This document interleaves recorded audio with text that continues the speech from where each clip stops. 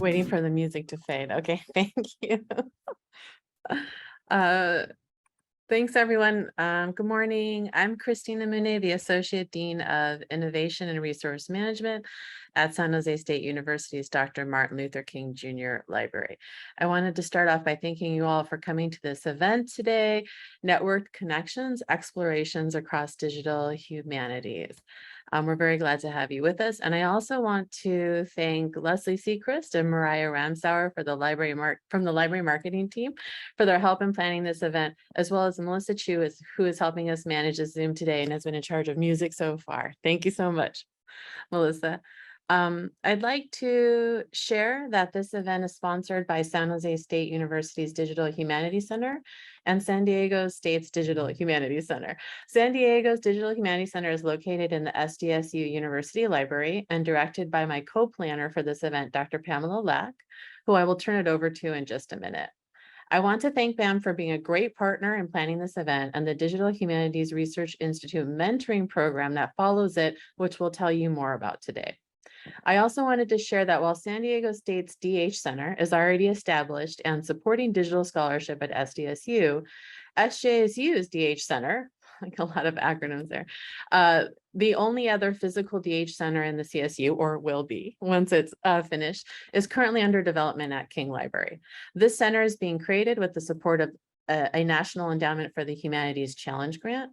The center actively supports conversations, activities, and events such as this that explore the intersection of humanist inquiry and technology and expand opportunities for interdisciplinary collaboration and creation. We welcome you to learn more about this emerging center and how to support it at the link in the chat. Now I'd like to invite Pam to introduce herself and share our code of conduct for the day. Thanks, Christina. I'm really excited to be here. My name is Pam Lack. I use she, her pronouns, and I'm the Digital Humanities Librarian at San Diego State University, where I direct our Digital Humanities Center and co-direct our campus-wide Digital Humanities Initiative. And if we could move to the next slide. Thank you. Christina and I wanted to set up some sort of community agreement or code of conduct for our time together today as well as tomorrow. We're committed to creating and maintaining a welcoming, inclusive, harassment-free environment for all participants. We recognize that we make mistakes and may unintentionally harm individuals or groups as we engage as a community, but we agree to take responsibility for the results of our words and actions. We further agree that we will not speak for others, and we will not ask someone else to speak for others. We value everyone's voice, experience, and expertise. We will respect people's names and gender pronouns. We will give credit where credit is due. We will respect each other's privacy, and we will engage in kind, generative, and compassionate chat speech and avoid using biased or harassing chat.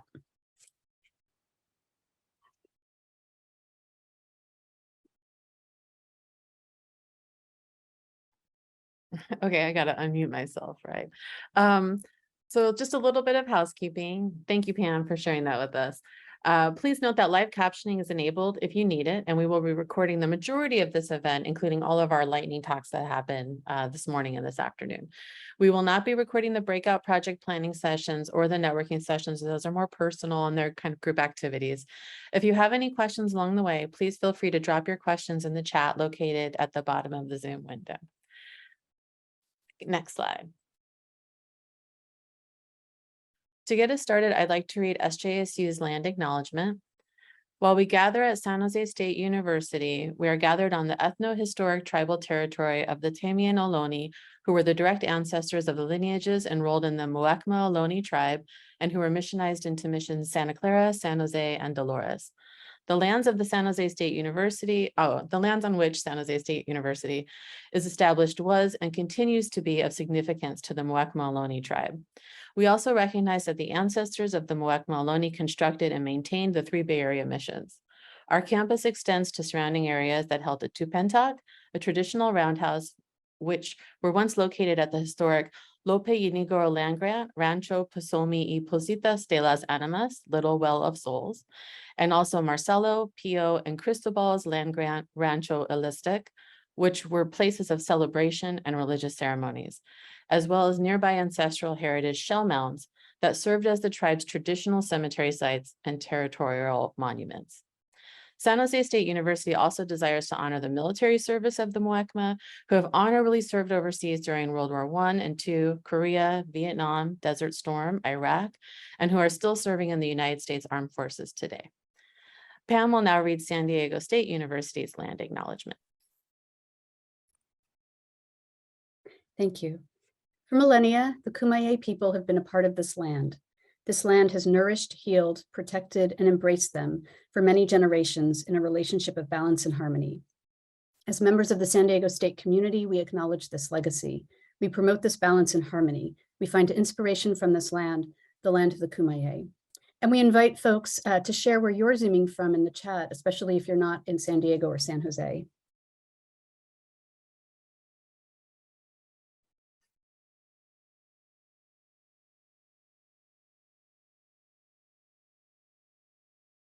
Thanks, Pam. So a quick look at the agenda, and it's great people are putting where they're from, and if you know the original peoples of the land, we encourage you to let us know about that too.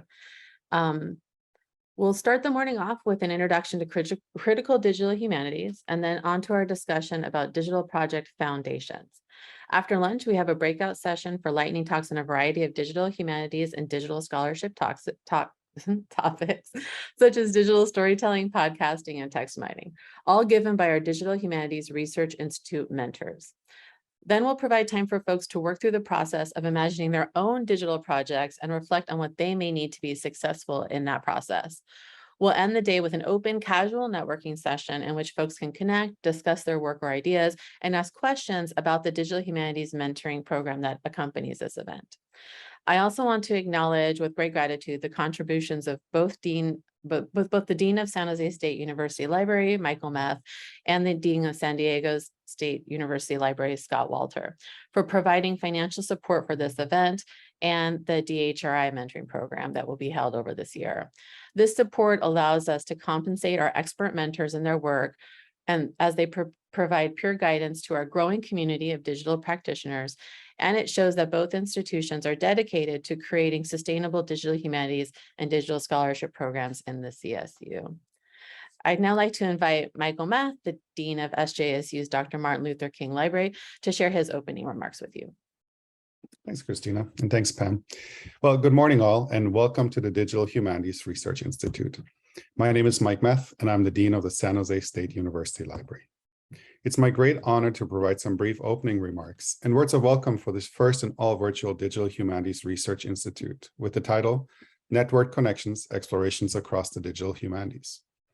Before I begin my remarks, I just want to share with you that I noticed a trend which I want to really highlight before I start, and this trend is directly linked to the title of today's Research Institute. And that's the idea of connections and networks, which is really foundational to the work in DH and also to our event today.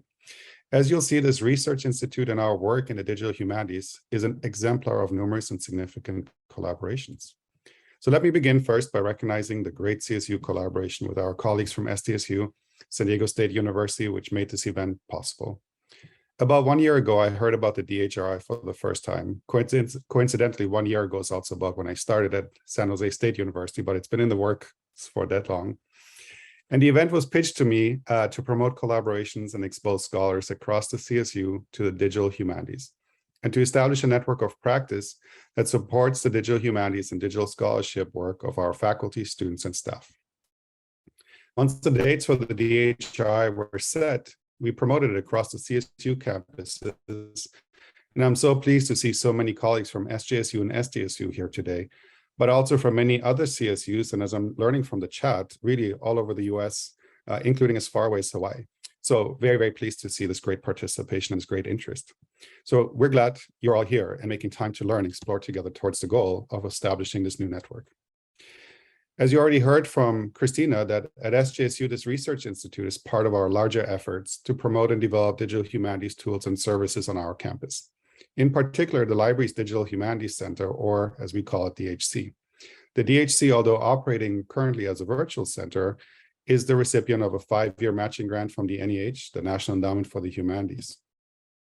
We're now in year 2 of this NEH grant, and as we make progress with raising the funds, we are working also on designating a physical location in the library to create a home for DH on our campus here in San Jose.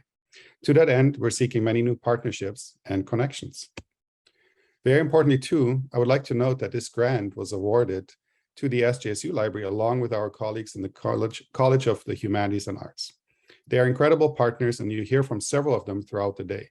So to our colleagues in HNA in particular, thank you for your support and partnership.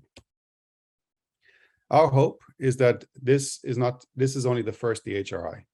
If all goes well, this institute will become a regular event, and in future years, other CSUs will join in this partnership. We're interested in hearing from library colleagues, students, faculty, and staff across the CSU, and as you also noted from the chat earlier, beyond, so that we can grow this event and others can add their own expertise, their own approaches, and their own research questions. So today is an event for exploration. No prior knowledge of DH is necessary. And I really want to emphasize that because I've learned that folks come to digital humanities all along the spectrum of knowing or not knowing about it. So really no prior knowledge of DH is necessary. We seek to create connections between our scholars in all stages of their digital scholarship development and to promote interdisciplinary collaborations. And that is also really important. It is not just, even though it's a DH event, some of these methods apply beyond the humanities or allow us to combine the humanities with other disciplines. So whether you are a complete novice or an expert, we hope that today's event will facilitate the connections, raise questions, and also create pathways to future collaborations for all of us. I also want to specifically highlight the role of the library in facilitating this approach. As a library, we are a discipline-agnostic space that is perfect for this kind of endeavor. Every year, the SJSU Library alone engages tens of thousands of individuals from all walks of life and with the most varied interests. We see them in our library, we see them in the study rooms, we see them around campus, we see them in person, we see them also virtually, and we meet our SJSU colleagues or our San Jose colleagues all throughout the city. So there is no better space to come, explore, and discover new passions than at your library. Hosting this event in the CSU is also a very unique opportunity. Our CSU focus on research and pedagogy engages students to be part of digital scholarship all along their educational journey. That means we start with students very early on in their undergraduate careers, move them through the upper division, and then also in their graduate studies if they continue that way. It also creates, and that is the CSU approach, opportunities for learning skills that are required to engage in digital scholarship throughout their academic and professional careers. So the format of today's event will introduce our students to tools and ways of thinking that are going to create lasting impacts. Being able to share that there is at least awareness, if not outright knowledge, to tools such as data visualization, text mining, virtual reality, story mapping, podcasting, and digital storytelling is game-changing in my opinion. I wish I would have had access to these kind of resources when I was a student. And I will admit that I'm actually a little bit jealous looking over the program.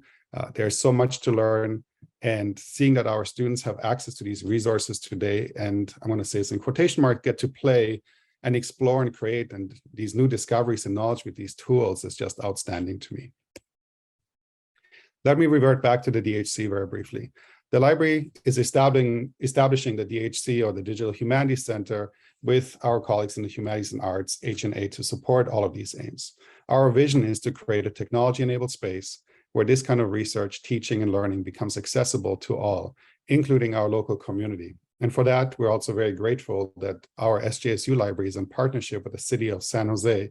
And so we at the same time, serve our SJSU community as well as the San Jose community through the public library. So before I close, I just want to quickly acknowledge the many folks who have collaborated to make this event a reality. You heard already Christina mentioned some of them. And what we see today is as a finished product is really the result of many months of planning and countless meetings. So while there are too many folks to thank that I don't even know who all work behind the scenes, I want to particularly express my gratitude to Christina from SJSU for leading our side of the effort, and also Pam and Scott from SDSU for their collaboration and support. Without them, today's event would not have happened. As I mentioned, there are so many others to thank, but I think Christina and Pam will probably do this again throughout the program, so we'll hear those names. And on behalf of me and them, thank you already in advance. I also want to specifically thank all of our mentors and mentees, and all of you are here today as speakers and participants again for making the time in the middle of the semester to join us. And a special note to our DHRI mentors and mentees. We're so excited to see the projects that you'll create. Today, hopefully, will serve as and also tomorrow, of course, as a launch pad for your ideas and creativity to just bloom. And then we'll reconvene at some different points throughout the year. And I'm just thrilled to see the projects that will emerge. So as I mentioned in my opening, the theme of today's DHRI is network connections, explorations across the digital humanities. And I really don't think a better title could have been chosen. It's all about the networks, it's all about the connections, and it's all about the explorations. I hope you have a wonderful day. I hope you come away inspired, and I hope we'll stay connected. So thank you. And I think at this point, I'm turning it over to my colleague and friend, Dean Scott Walter of the SDSU Library. Thank you.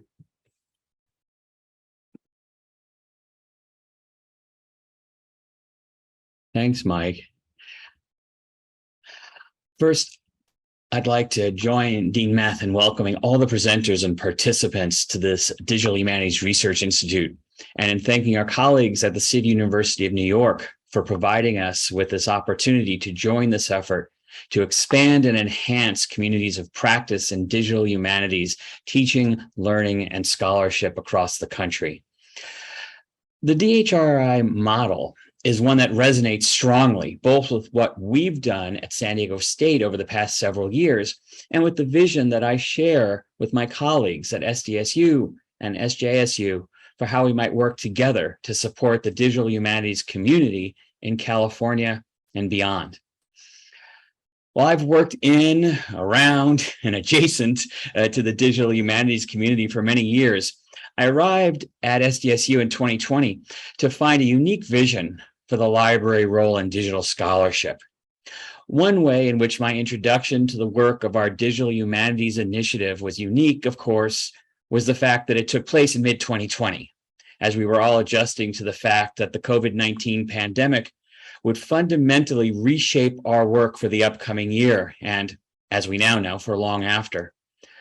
The library's Digital Humanities Center had become, pre-pandemic, the hub and home for the campus-wide Digital Humanities Initiative, fostering the development of a grassroots, faculty-led community of scholar teachers whose work focused on critical inquiry, diversity, and social justice.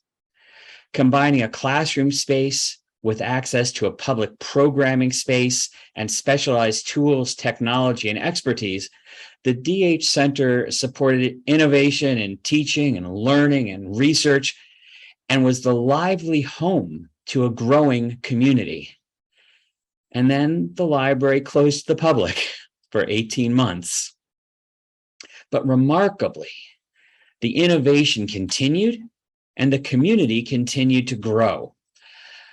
Along with our core partners in the College of Arts and Letters and other SDSU colleges, the DH Center has sponsored multiple sessions of its National Podcasting Institute over the past 2 years, reaching more than 300 faculty and graduate students from around the world, many of whom would never have been able to participate were it not for the pivot to online necessitated by the pandemic. They developed the Teaching Beyond Quarantine website and continue to provide in-person and Zoom-based programs, including tool-based workshops, pedagogical discussions, and our annual DH Showcase, which I was so happy to see return in the spring of 22. In addition, our faculty, staff, and students have posted a growing library of tool tutorials, English and Spanish, to a dedicated YouTube channel, and are now working with colleagues to support a digital ethnic studies program. It's been an exciting time to observe the growth of digital humanities at SJSU, and it's my continuing pleasure to support the work of my colleagues leading this interdisciplinary initiative. One of the long-term goals of this initiative has been to support not only DH teaching, learning, and scholarship at San Diego State, but to promote the development of the DH community throughout the CSU and across California. The CSU libraries as a whole have almost unlimited potential to support innovation in teaching, learning, and scholarship. And we can see that potential in system-wide initiatives that the Council of Library Deans and our faculty colleagues have led not only in digital humanities, but in ethnic studies, comic studies, and the development of library collections that contribute to our shared goals around student success, groundbreaking research, educational affordability, and community engagement. I join Mike in thanking my colleague, Pam Lack, for her leadership of DH work on our campus, and in thanking our colleagues at San Jose for leading up the development of their DH Center and programs, and saying how excited I am for this program and for the path that it leads us down in terms of growing collaboration across the CSU libraries to benefit the faculty and students of our nation's largest public system of higher education. Thank you all for being here, and have a great program.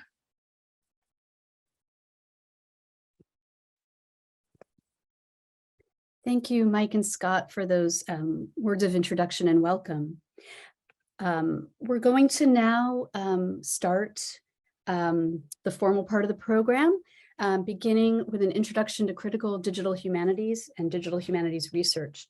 It's my honor to introduce Catherine Harris, Director of Public Programming in the College of Arts and Humanities and Arts at San Jose State, with a talk entitled Your Voice Matters, Digital Humanities at the CSU. Dr. Catherine D. Harris teaches about literature and technology, ranging from the mechanization of the printing press in 19th century England to current uses of narrative in gaming. She just completed her longest running project as one of the co-editors of the Unbook Digital Pedagogy in the Humanities. She is the architect of the existing H&A in Action initiative in the College of Humanities and Arts, and is responsible for fostering cross-disciplinary programming and community engagement all across SJSU. As a scholar working in public humanities and digital humanities, her current role encourages our students to learn by doing, to bring classroom lessons alive, and help to illustrate the power of our fields in collaboration with the public to engage the most important questions of our time. Please join me in welcoming Dr. Harris. Good morning. Thank you, Pam, for that introduction. I've dropped into the chat a couple of the links that Pam has mentioned about the work that I do at SJSU, but I want to take just about 10 minutes to explore why we're here and why the CSUs are a great place to do digital humanities. So welcome to the joint digital humanities meeting between San Jose State and San Diego State. I hope that what you'll take away from today is a capacious understanding of this idea of big tent digital humanities as defined explicitly for us and by us at teaching intensive universities, and that you discover that you're probably already doing some form of digital humanities in your own teaching and research. But first, I just want to give you a little bit of history. Next slide, please. Early in my career, around 2006, I was advised by senior colleagues not to blog, not to tweet, not to take on open access projects, not to write the academic senate policy valuing open access scholarship, not to chair a statewide council about OER, not to publish in online journals, not to assign essays, not to publish on the scholarship of teaching and learning. No, no, no. Next slide, please. Of course, I ignored this advice because the world of all things digital humanities was just too interesting and multifaceted to stay away from. Many of you might be nodding your heads if we were all in person right now. Though I came up in graduate school at the CUNY's Graduate Center during a time when exploration of digital methods for conducting literary and textual studies was really heartily embraced, the rest of academia had just heard the phrase digital humanities after its name change from humanities computing, a field that seemed somewhat contradictory at its best, even though it had its start in the 1940s and 50s with punch cards and data processing. By 2005, when I arrived at SJSU, digital humanities was hot. The Office of Digital Humanities had just been established at the National Endowment for the Humanities as a permanent subset of the NEH and still going strong. The first anthology defining this new name or this new field had been published to widespread interest, and departments all over the liberal arts were hiring people who did this super cool stuff. Even at my major disciplinary conference, people were debating what is digital humanities, which is always the marker that a field has arrived and is making some academics really uncomfortable. The field has its own much debated page on Wikipedia that continues to evolve, suffer some revisions, and spill out into debate on Twitter, all of which you can see on your own, so I won't rehearse that history here. But I contend what isn't digital humanities now. Next slide, please.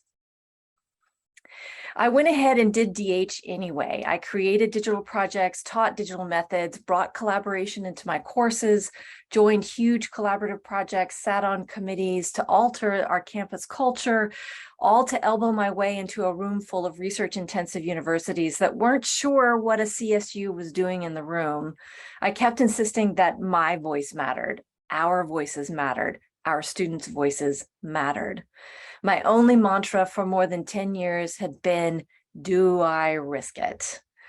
In 2010 or maybe 2012, when digital humanities was having its comeuppance at the Modern Language Association convention, Kathleen Fitzpatrick gave a talk that was about discarding the dissertation book format and encouraged graduate students to do the risky things, but always have backup.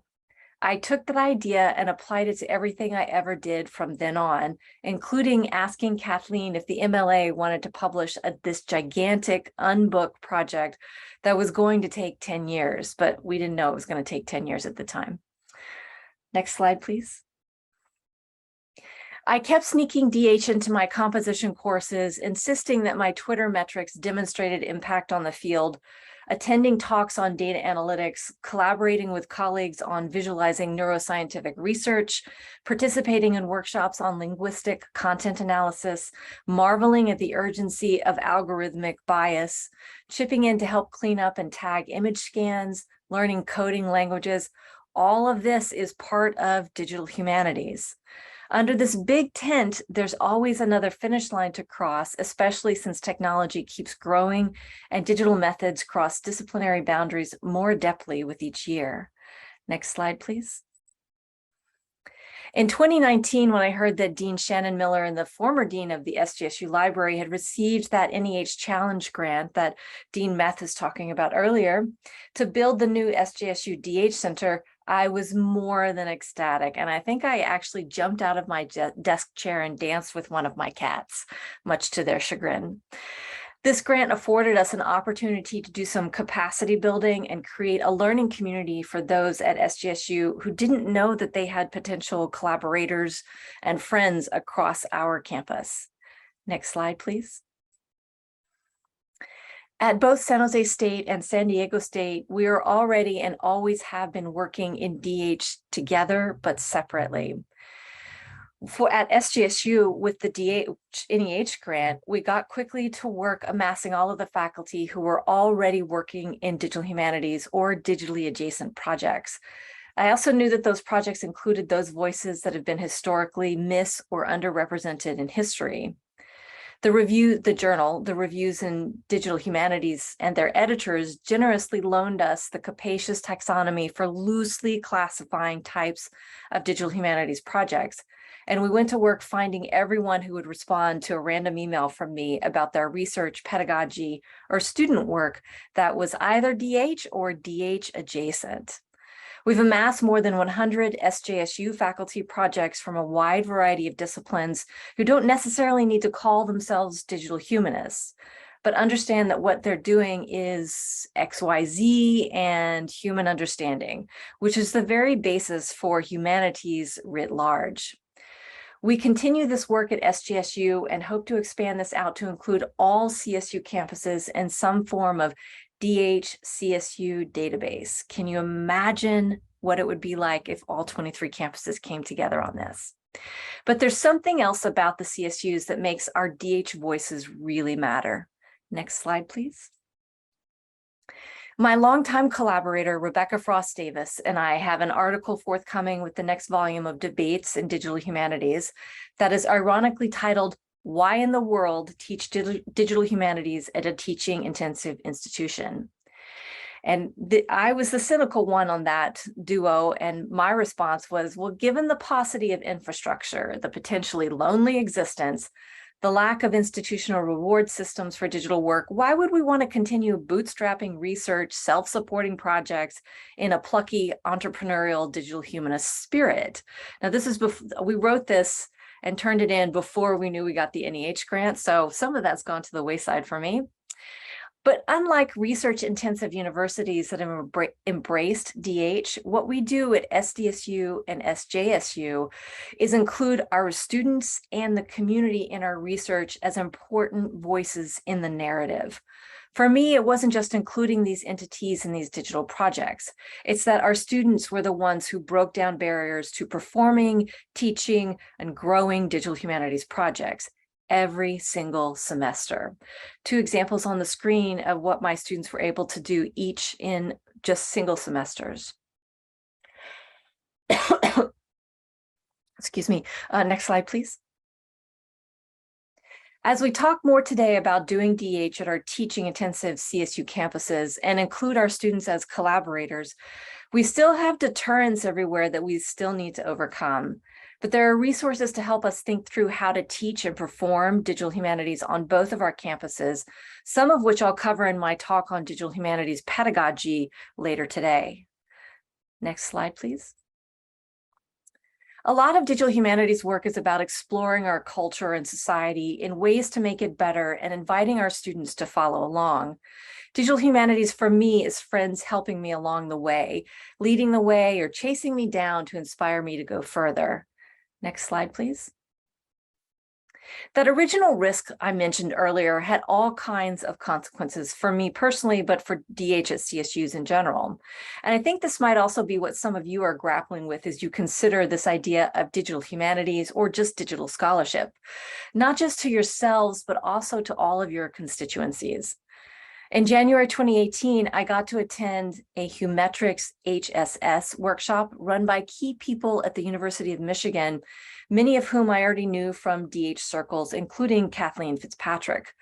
We spent half the day organizing note cards with these ideas on them in such a way as to indicate the importance of the values on those cards, plus any others that we found intriguing. Unlike other teams who created beautiful flowcharts and angular structures, we came up with the metaphorical values of this plant image based on Beronda Montgomery's work about the value of mentoring and botany. My team organically, after a few struggles, started articulating how all of these values were linked, and then we asked what was the overarching idea. That sunshine at the very top right of the screen on these value charts, public good. Since we're on Zoom, this is another instance I'm wondering if you're all nodding your heads and saying, yes, that's the value that propels me in my own work in general at a CSU. Next slide, please. Sometimes I feel clueless and lost. Next slide, please. But I just keep moving forward. Next slide, please. Because digital humanities allows you to build knowledge with truly inspiring collaborators, our goal with this opening Joint DH Institute is to eventually build a 23 campus CSU DH consortium. And we've already been talking with 13 other DH campuses or CSU campuses and have started building that consortium already and just listing people. Can you imagine the power of that kind of community? Thank you, and I hope everybody enjoys the day. This is an exciting moment for me.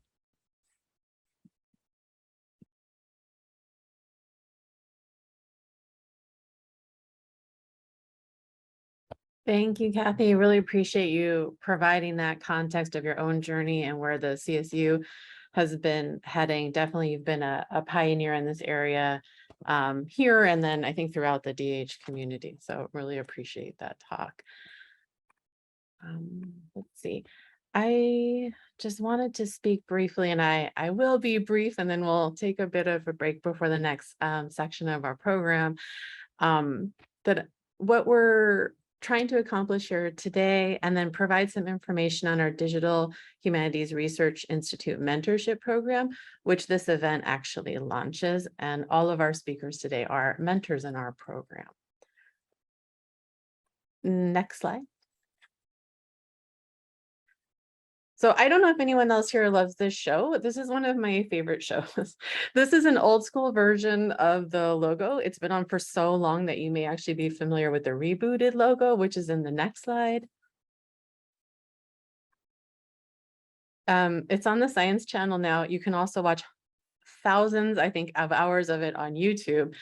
But if you don't know the show, it's called How It's Made. It deconstructs our idea of various objects like French horns, basketballs, kazoos, mufflers, spiral staircases by showing their creation from beginning to end. And I always feel that by seeing the objects come into existence as each component part is added or extraneous material is carved away, I gain an understanding and appreciation about the objects I would never have had from just using them or seeing them in the real world.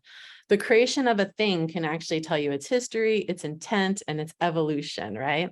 The idea of better understanding digital praxis and research by deconstructing the projects and seeing the parts they're made of, the inspiration, the skills, the tools, resources, and the people is a lot like this show, How It's Made, digital humanities style. And I also think every time I'm watching the show that I'm becoming an expert in engineering and woodworking and chemistry and industrial design. At least that's how I feel as I watch things being created. I hope you'll feel the same way about digital scholarship as you see today's presentations and just feel like you're getting a better handle on all the working parts of these wonderful digital projects. And that, oh, next slide. And that appreciation for deconstructing a project to better understand its creation was why I was also drawn to the Digital Humanities Research Institute, which is held annually by CUNY's graduate school, the City University of New York. In conversation with Kathy Harris, who we just heard from, Pamela Lack and I applied to the Institute, which focused its 2021 year on organizations working in partnership to create communities of practice. In a competitive process, they chose a few dozen folks to be part of a 2-week intensive learning session that covers many tools, tech tools, ethical tools, analytical tools, useful in digital scholarship. The curriculum is designed to expose you to a variety of digital humanities possibilities and help you understand the building blocks of each. Then they send you off into the world to share this knowledge in your own local Digital Humanities Institute, which this is. Next slide. So Pam and I went through the CUNY program with the idea that we would bring this curriculum and methodology back to SJSU and SDSU together. Each campus has unique expertise and unique strengths, and by partnering, we expand the capacity and learning opportunities for each organization. And this event, Networked Connections, that brings researchers, practitioners, and pedagogical specialists from both campuses together, is meant as a pilot within the CSU for more partnerships like this to be built upon. The kind of distributed network of expertise that Kathy was just mentioning and others have spoken of before today that makes each campus stronger because it's part of an entire system of digitally engaged campuses and their local communities that they serve, which is what the CSU is so great at. And this idea certainly wasn't just born with us. There's a group of folks in the CSU that have been working on this a long time, including Kathy Harris, that we're working with and really building on. Next slide. So that's what the Digital Humanities Research Institute Mentorship Program, I'm going to call it the DHRI from now on, mentorship program, which starts today and will run through the 22-23 academic year, is all about. From this event, we will match our mentors, all of our wonderful speakers today, with mentees who have applied to be part of the DHRI mentorship program. Mentees are able to consult with their mentors, be part of a community of practice we're building between SDSU and SJSU. And there's actually some other CSUs already involved here that have applied to be mentees as well, and get assistance in finding additional resources and training that they need for their projects. It's a self-paced program where mentees work together with their own digital scholarship goals. All the while, we're building the network of praxis and expertise beneficial to our organizations as we enhance our ability to integrate this kind of skills and creativity into the classroom as well. Faculty, staff, and students with digital projects in mind are encouraged to apply at any level of kind of digital humanities or digital scholarship experience. So we welcome folks at the very beginning of their projects, reigniting a project, or folks that are just looking to do something new and connect with someone in a different field and expand their understanding. Even if you're not able to match all applicants with one of our dedicated mentors, we would definitely connect you to faculty, staff, and peers that can support your interests, and we'll be happy to continue to support you throughout your process. Next slide. So for the digital curious folks here today, this may be the sign you've been looking for to start your own project, be it research, curricular, or creative. We welcome you to engage today with us during this program and to find out how it's made, and also to consider sticking around for the next year and becoming a mentee in the DHRI. Many thanks to our wonderful mentors that have offered their time to support us in this learning and growth. And I believe, the mentee preference form, which is how you apply and tell us what kind of project you're working on and who you would like to be connected with. Mariah has put that link in the chat for us.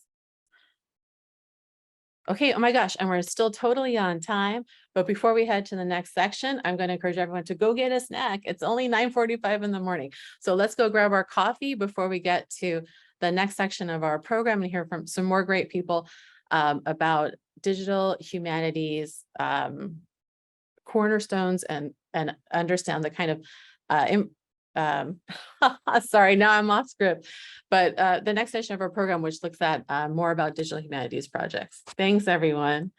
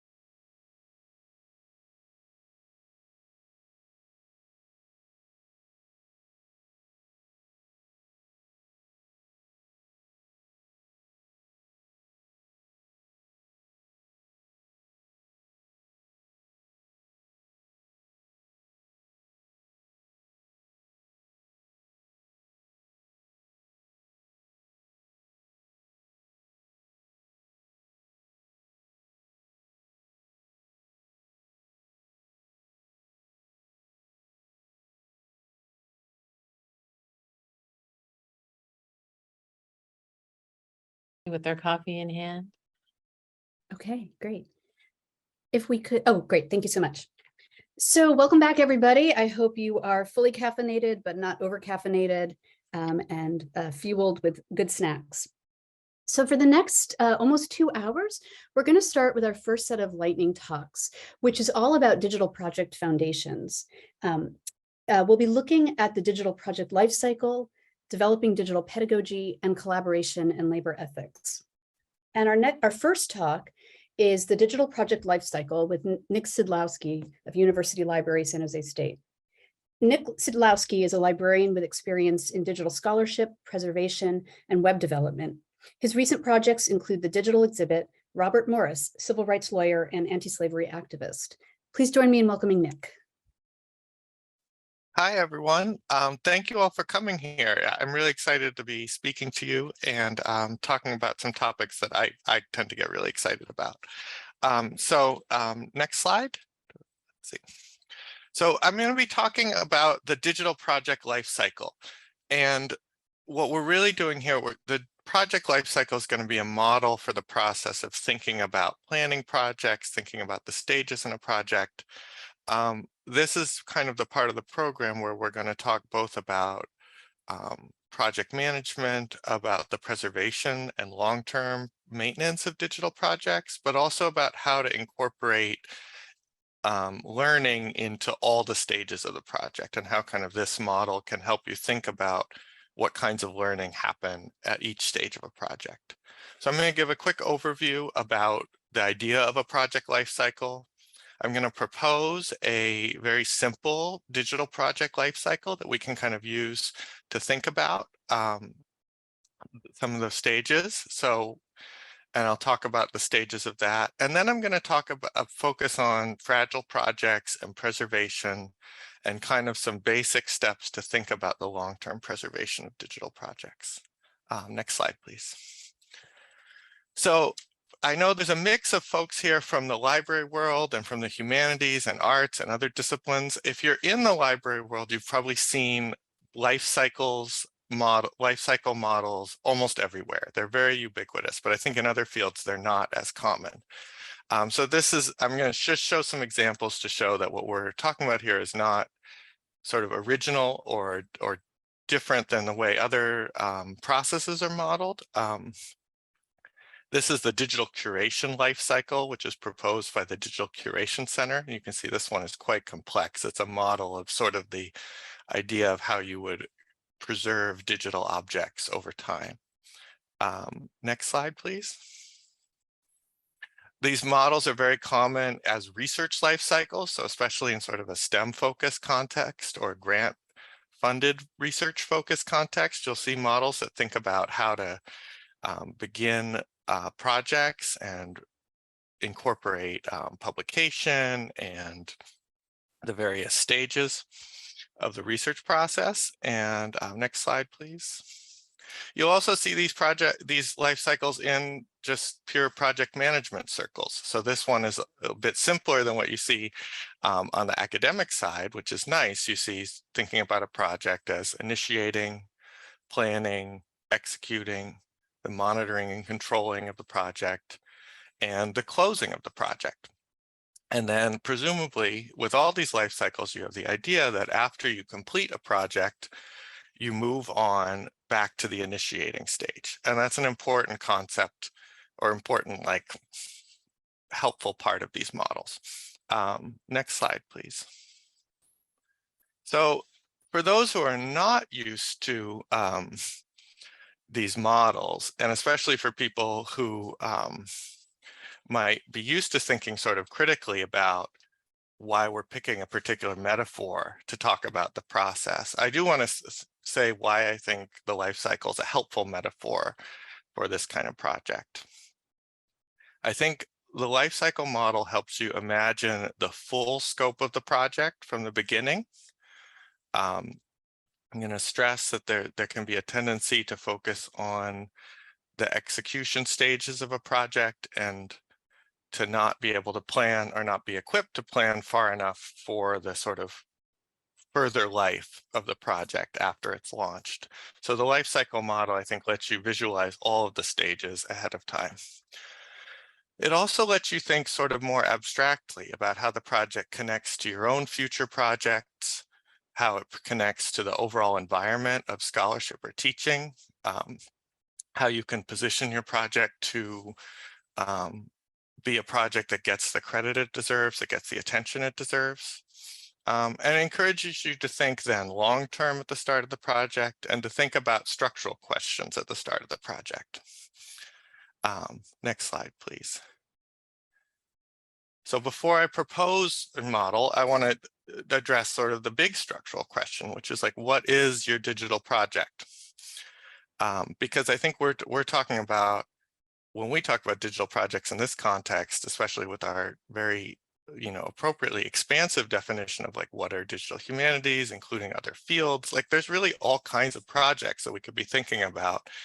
And the concerns that are raised thinking about the life cycle of those projects are going to be different for different kinds of projects.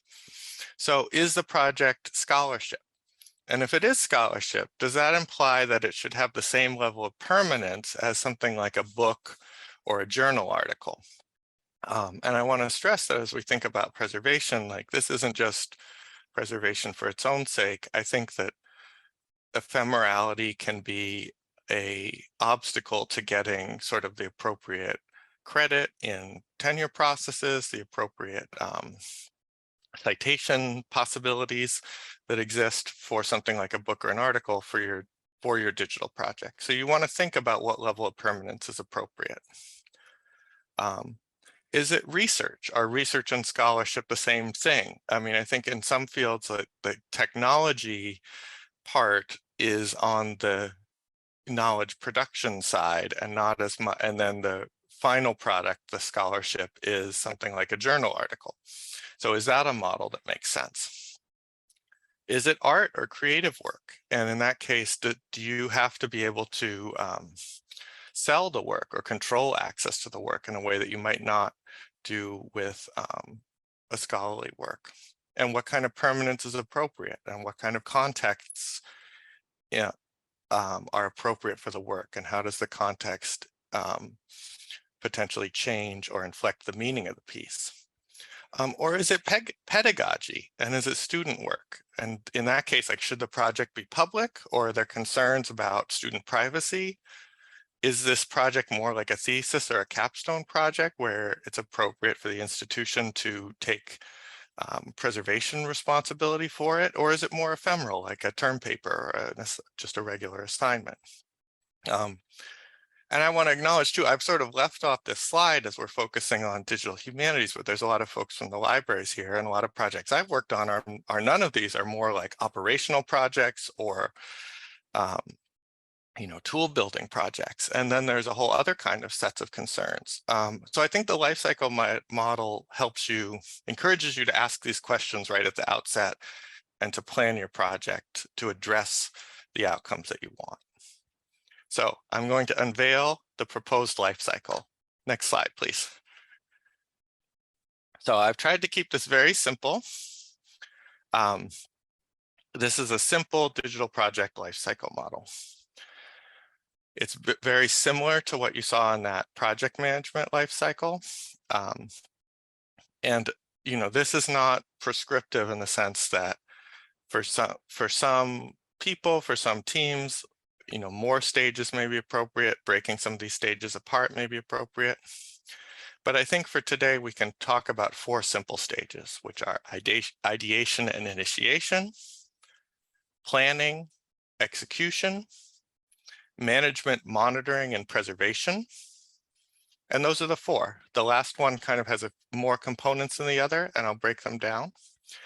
The other thing I want to highlight is that for our context, and I think for a lot of academic contexts, but I think particularly for the CSU context, for also library team context, I want to highlight that at every stage, it's helpful to think about what you're doing in terms of creation and what you're doing in terms of learning. So that's the significance of this circle in the middle, that at every stage you have creation and at every stage you have learning. So next slide, please.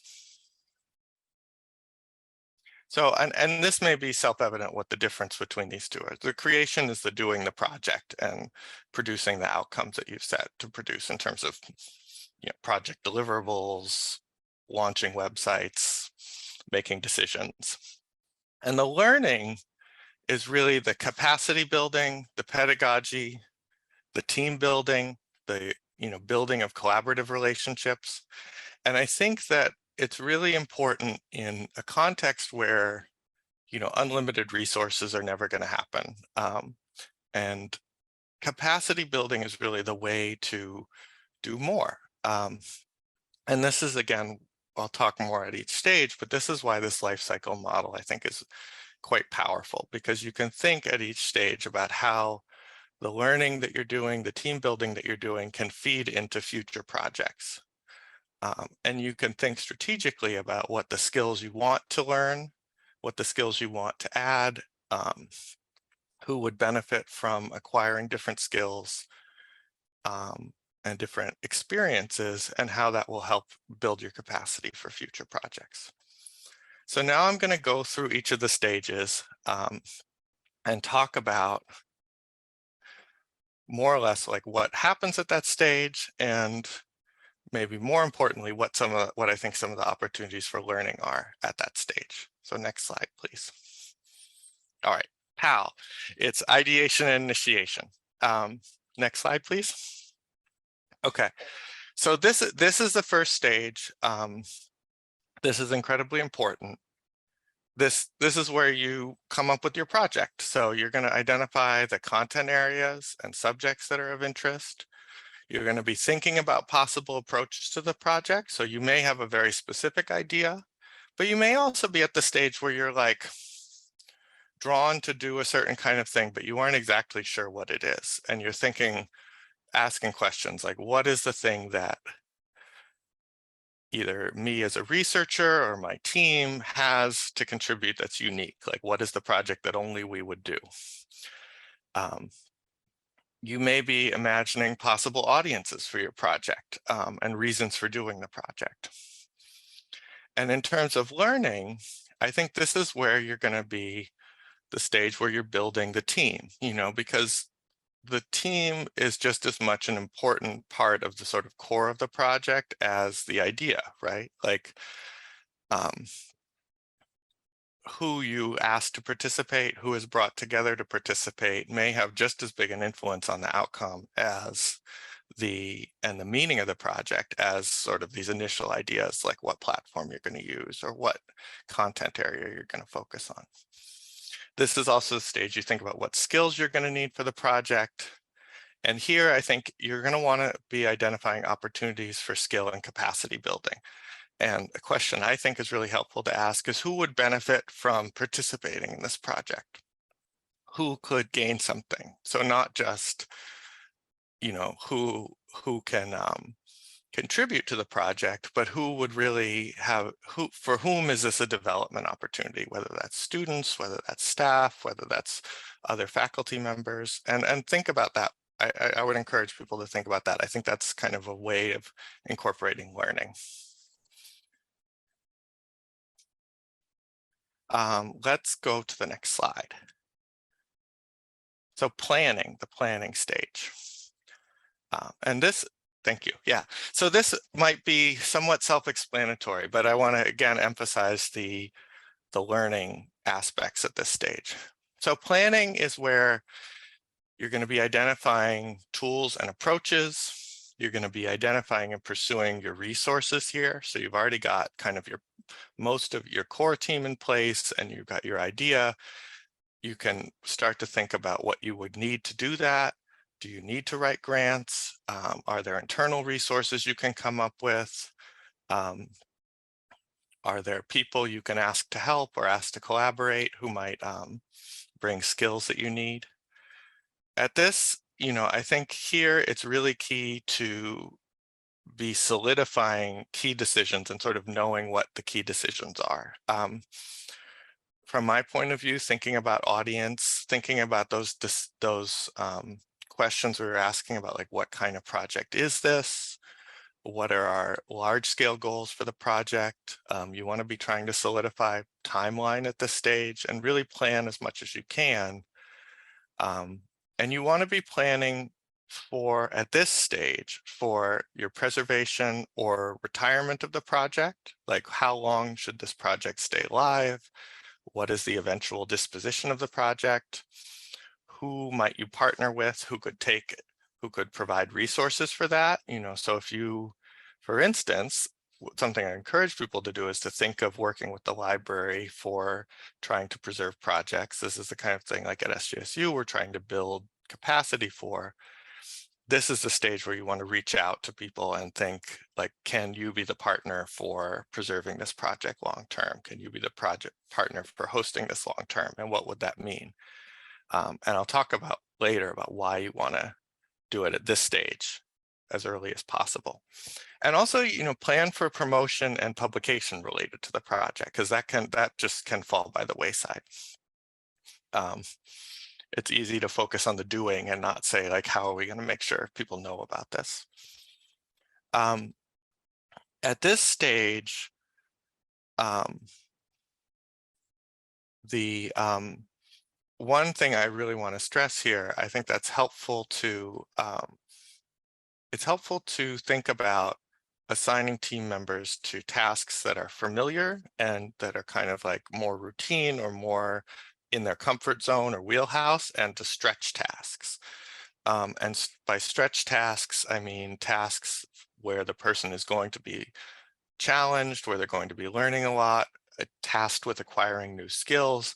I think as we think about this as a learning process, this is where if you want skills on your team that you don't have, this is kind of the opportunity to say, okay, for this project, you're going to learn this.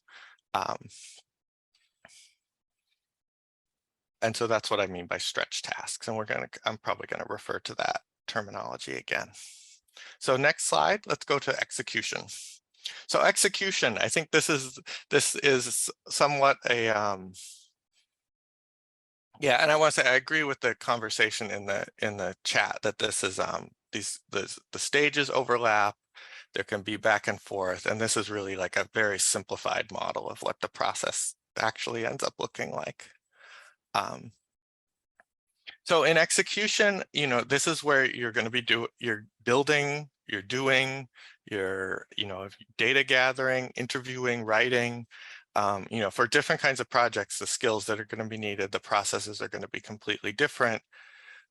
This is really where there's a lot of potential for learning if you have planned the project such that people are able to learn while executing these tasks. So they're doing things that have learning opportunities. Learning opportunities are built in. I want to stress too that like project management and communication is really part of the execution of a project. So in order for these, you're going to be, a lot of digital projects are collaborative. It is possible to do digital projects all by yourself, but in reality, the variety of skills that are needed,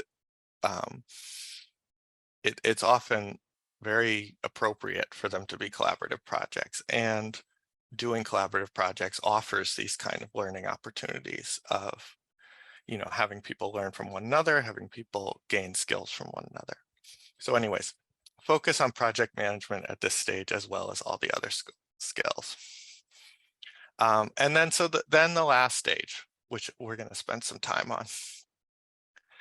So management, monitoring, and preservation. And here is part, I think this is a part of the project that there's a tendency to focus on the execution and not necessarily have a clear plan for what will happen with the project long term. So one thing that does need to happen afterwards for any kind of project is sort of a basic management and monitoring. So maintaining the project in active usage. So say you've launched a website, there does need to be someone who's tracking the changes that in the environment that will affect the project. Projects will need updates, there are changes in the technical environment, and people will need to monitor sort of opportunities to promote the project. So this is kind of the active management and monitoring, but that stage is, most projects aren't resourced for that stage to necessarily go on forever. So often there needs to then be another stage of sort of preservation and or retirement. So retirement is always an option, but for a lot of scholarship, we don't tend to like the idea that projects are going to be ephemeral. We want to keep them, the library wants to keep them, the creators want to keep them. So preservation is where we think about ensuring the medium or long-term availability of the project. And this is where we may see significant need for like technical intervention, migrating to platforms, sometimes like the radical simplification of a project to preserve the intellectual content if the technical elements are not preservable with the resources that are available. And here where, yeah, and someone has mentioned in the chat, Kiao has mentioned in the chat, project transfer. Yeah, this is kind of where we're thinking maybe this is a different team that's managing the project at this stage. So I'm going to talk a little bit about how the decisions that you make in the planning stage are really going to affect your options at the preservation stage. So if you are able to plan to put in a preservation plan at the moment when you're thinking about how you're going to execute the project, you have a much better chance of creating a preservable project. Next slide, please. So why focus on preservation? Digital projects are very often fragile, and this, I'm just trying to point out some of the possible sort of pitfalls that may create a project that's difficult to preserve. Digital projects are sometimes built on proprietary platforms, which can then either become no longer available or have like high long-term maintenance costs. They may rely on external APIs or services that then become available, so the project itself is not necessarily self-contained, or just other software that no longer is supported. They may require updating to keep up with changes in the technical environment, and they often rely on fragile physical infrastructure. So I think we've probably all seen projects that are on a server on someone's desk. I would extend this too to like the modern version of fragile physical infrastructure. Maybe like it's on your AWS account and your institution, or your cloud service account, and your institution doesn't really have a plan to or ability to support cloud services or something like that. So next slide, please. The projects can be fragile. And I want to stress, fragile projects can be okay and important. I mean, I think not everything, there are things that are worth doing even if they're not going to last forever. So I don't want this to be sort of like a finger wagging or gatekeeping exercise. We say every project has to meet this standard. Like we will all do things that aren't going to last forever. But if we decide at the outset that this project does need to have a certain level of permanence, there are things we can think about to try to make that more possible. Can we move to the next slide? So I'm going to talk about a few things that might make a project less fragile. I think that the topic of digital preservation is really quite complex, and it's very like environment specific. And that's why we're thinking of it more in this life cycle model. But some things that are going to make a project less fragile are using open file formats and software, so open source software, open and documented file formats. If a project is self-contained, so it doesn't rely on services or platforms that may become available, there's a lot of work going on under the kind of umbrella of minimal computing that talks about and provides ways of creating digital projects that are very self-contained and a little bit more preservable for that reason. And then I think most important is early collaboration with those and the teams and people who will just maintain the project. So creating a plan so that the project can fit into the maintenance infrastructure that it exists, so that people kind of know what they're getting, or the people who will be doing the preserving know what they're getting and expect what they're getting, and can give some input or advice on what might make the project feasible. And then I think it's important to be honest and realistic that institutional and financial resources, or resources that are thrown at the project, can make it less fragile. So there are certainly like very fragile projects that have been preserved through at great cost. And I think so it's important to know what kind of resources you expect to have for preservation when you're planning these projects. Next slide, please. So I have 5 more minutes, and I'm just going to talk through a couple examples that I think are, just really briefly, that I think are interesting. I want to highlight, this is one of my favorite, even like 15 years later, I love this project, The Knotted Line by Evan Bissell. And it's a very cool interactive history project. It's a really imaginatively presented timeline of really related to mass incarceration, but of like freedom and confinement in the United States. And it's, next slide. It's built on Flash. So right at the moment, it's not very usable. It has this really great way of this really great interaction that's been designed where you kind of pull the line to reveal these paintings. And this is not, you can tell I really like this project. I'm not trying to call this project out. I want to point out that like this is a real problem. This project was well funded. And at the moment, Flash is not supported. The other thing I wish I had put in a slide about this. If you go to their site, you'll see though that the intellectual content of this is actually incredibly well documented. So you can get basically everything but this very cool interaction still. And that's another point, kind of the point I want to make about this is like there will be interventions required. For all kinds of digital projects. It's very hard to build a digital project that like is maintenance free. But you want to think about like potentially paths to like preserving the intellectual content, potential paths to migrating or emulating environments that might make the software playable again. I want to go to the next one just quickly to talk about this. This is a project I really didn't work on the project, but worked on preserving the project.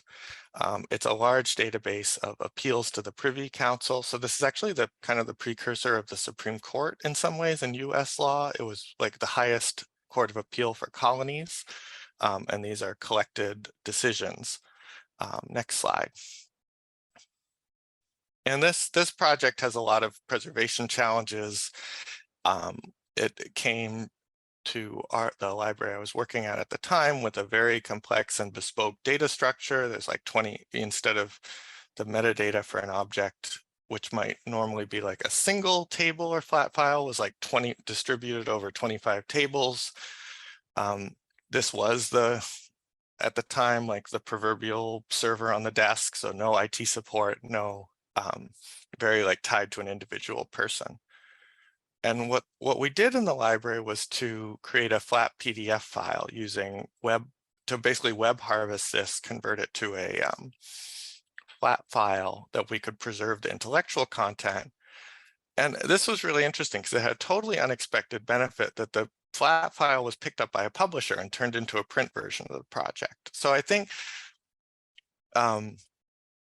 just thinking that there are creative preservation solutions out there. There are solutions for fragile projects, and there are ways of building less fragile projects. Next slide. So that was kind of a lot of background and into the weeds. So I want to give you some sort of like very discrete takeaways when thinking about preservation for projects. I think I've stressed, identify your preservation goals at the planning stage, and preservation goals meaning how long do you want the project to last? In what formats? What parts of it are important to last? That kind of thing. When you're choosing tools and platforms and approaches, you want to assess them with preservation in mind, along with all the other priorities that you have, but include preservation from the beginning. And that can lead to much less cost and much less difficulty in preserving the project.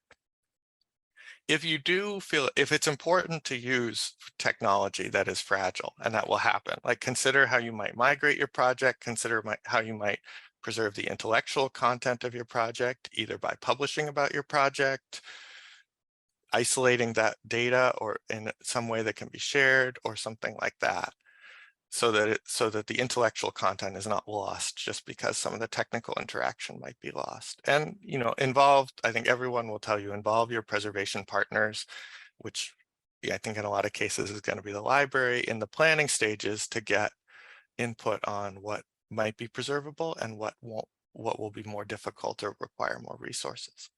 So I hope that thinking about this life cycle model kind of gives you a way to think about the whole process in one go, and just a starting point for thinking about how you might want to manage your projects and how you can incorporate the pedagogical goals or professional development goals into the project. So thank you so much. I really appreciate the time to talk about all these topics, and I'm really looking forward to the rest of the DHRI. Thank you so much, Nick. We really appreciate you putting this really complex idea of the project life cycle into a format that we can start to grapple with and think about.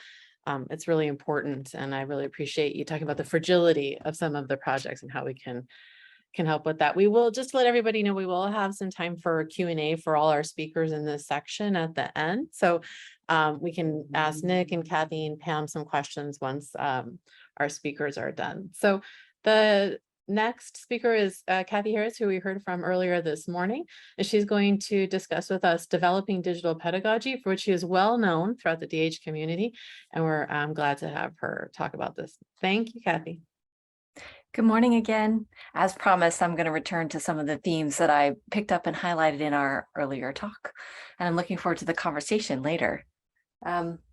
My cat may decide to join us in a little bit, but we'll see. So I mentioned during my remarks this morning that you are probably already doing digital humanities in your research. Well, I'm 100% sure that you've already performed some form of digital humanities pedagogy or digital pedagogy, especially over the last 3 years of COVID, quarantine or pandemic pedagogy and hybrid teaching that we've all heaved ourselves into on a moment's notice. But let's back up for a moment, because the pedagogy using digital methods is still always underpinned by the very values that originally brought us to teaching.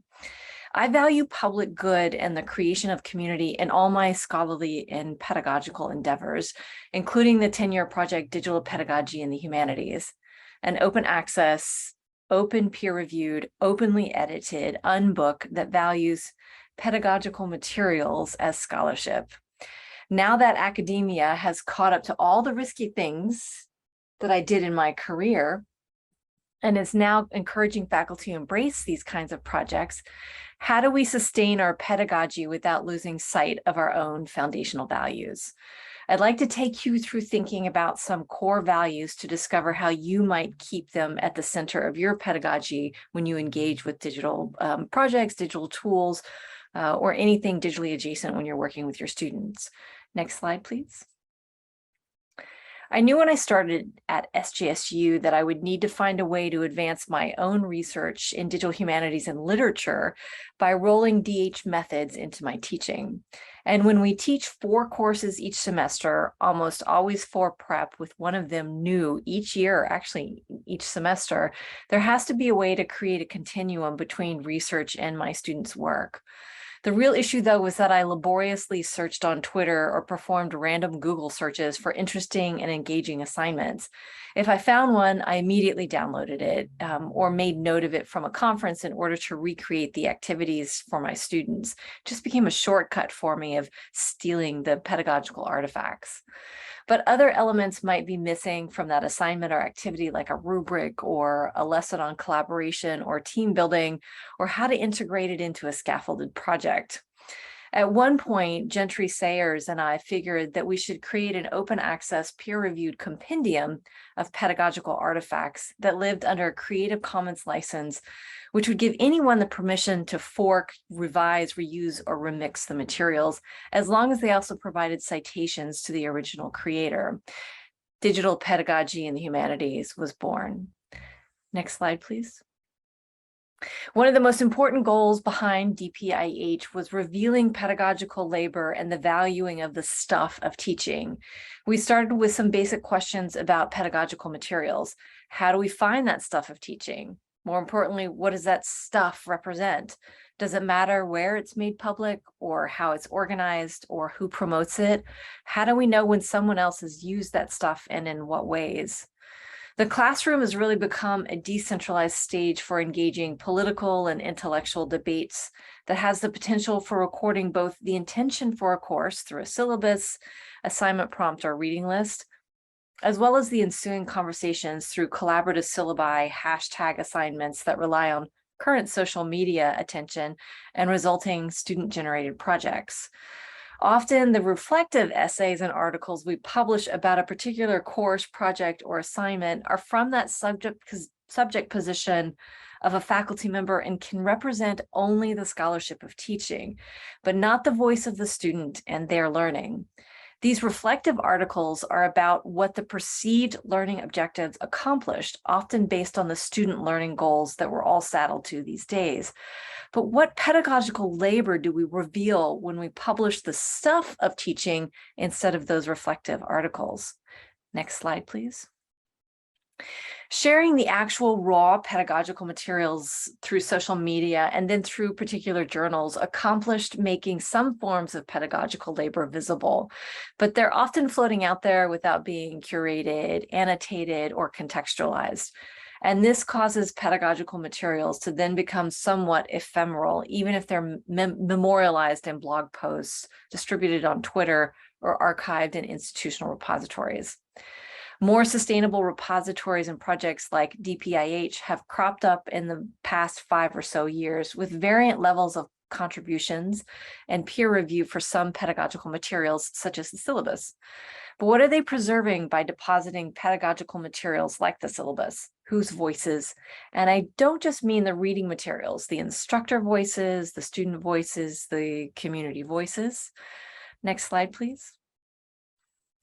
Let's focus on a particular kind of pedagogical artifact, the syllabus. And don't worry, this all wraps it into what is digital humanities pedagogy and digital pedagogy. As we were in the final throes of completing the digital structure for DPIH right at the start of the COVID-19 pandemic, we asked the question about how particular pedagogical materials shift and change according to a moment, primarily because projects like the Open Syllabus Project provided such a wealth of information about reading lists and historical syllabi. But the civil and social unrest of 2020 to 2021 and conversations about the canon exploding with some movement to make changes in the US higher education, what are we preserving in DPIH for this kind of governing document? Are we preserving pedagogical materials within their context of the keywords in DPIH? Or are we documenting how the syllabus has and will change over time? Next slide, please. Since DPIH hosts 77 syllabi with another 40 artifacts linking to syllabi spread across multiple keywords, we were curious about how to articulate the importance of this document and the voices that are now being inserted into it. And I don't just mean revising the reading list. How are students' voices coming into this document? And how has it been revised, reused, and remixed to accommodate the shifts in higher education? We invited several perspectives to discuss this in this panel, the state of the syllabus, at the 2020 Modern Languages Association convention, and then in a special edition of Syllabus Journal on the state of the syllabus.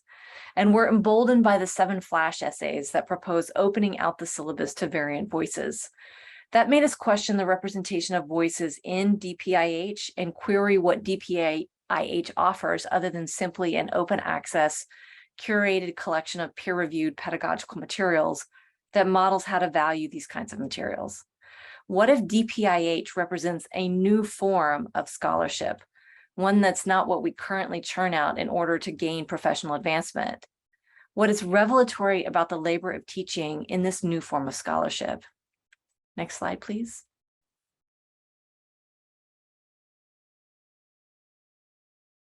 Matt, Rebecca, and I, my co-editors on DPIH, and I have often articulated that pedagogy should be valued equally with scholarship and scholarly products.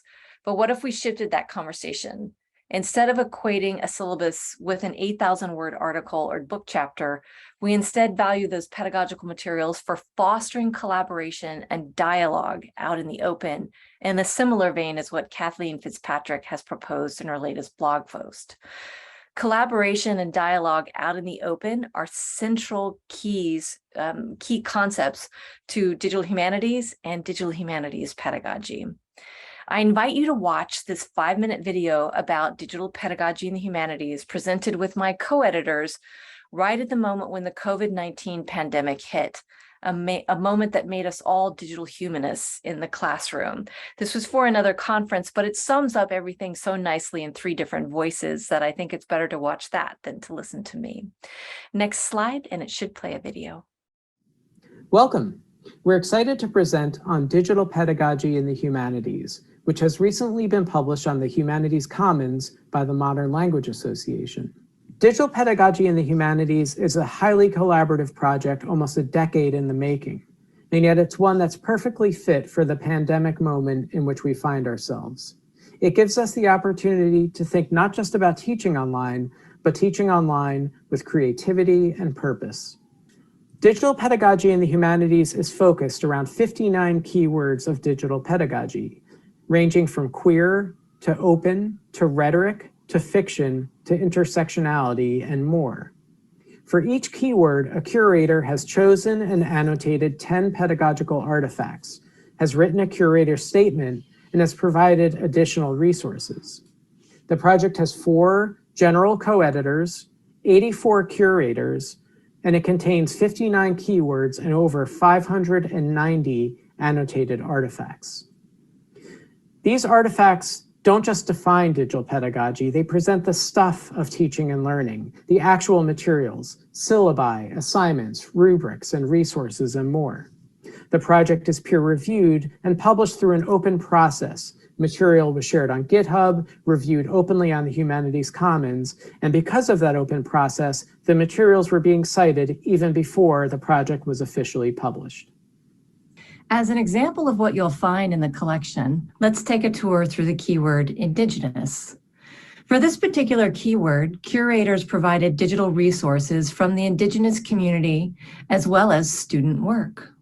The keyword Indigenous situates the discussion in the scholarly community to set up the artifacts as beginning, quote, from the idea that cyberspace and the digital are not Western phenomena, end quote. This creates space for decolonizing curriculum and creating anti-racist pedagogies. Let's take a look at an example. The curators explain that, quote, the video AIO Stomp by Skookum Sound Systems can be read as a sonic map illuminating the time and space collapse mobilized through the remix. The curators add that, quote, this assignment allows students to practice, in their own ways, creative intimacies with the spatial scales of land, bodies, and territories, water or land, and terrestrial or celestial, end quote. Creators of artifacts make something for themselves, a syllabus or perhaps an assignment prompt, which is personal, ephemeral, and invisible to a larger community. But DPIH generates a chain of sharing and citation that enables us to really work together as a community of scholars invested in helping each other. The annotations not only describe the artifact, but also explain how you can adapt this to your own practice. Isn't the value of scholarship to make it visible for sharing, remixing, and discussion? We need such open sharing now.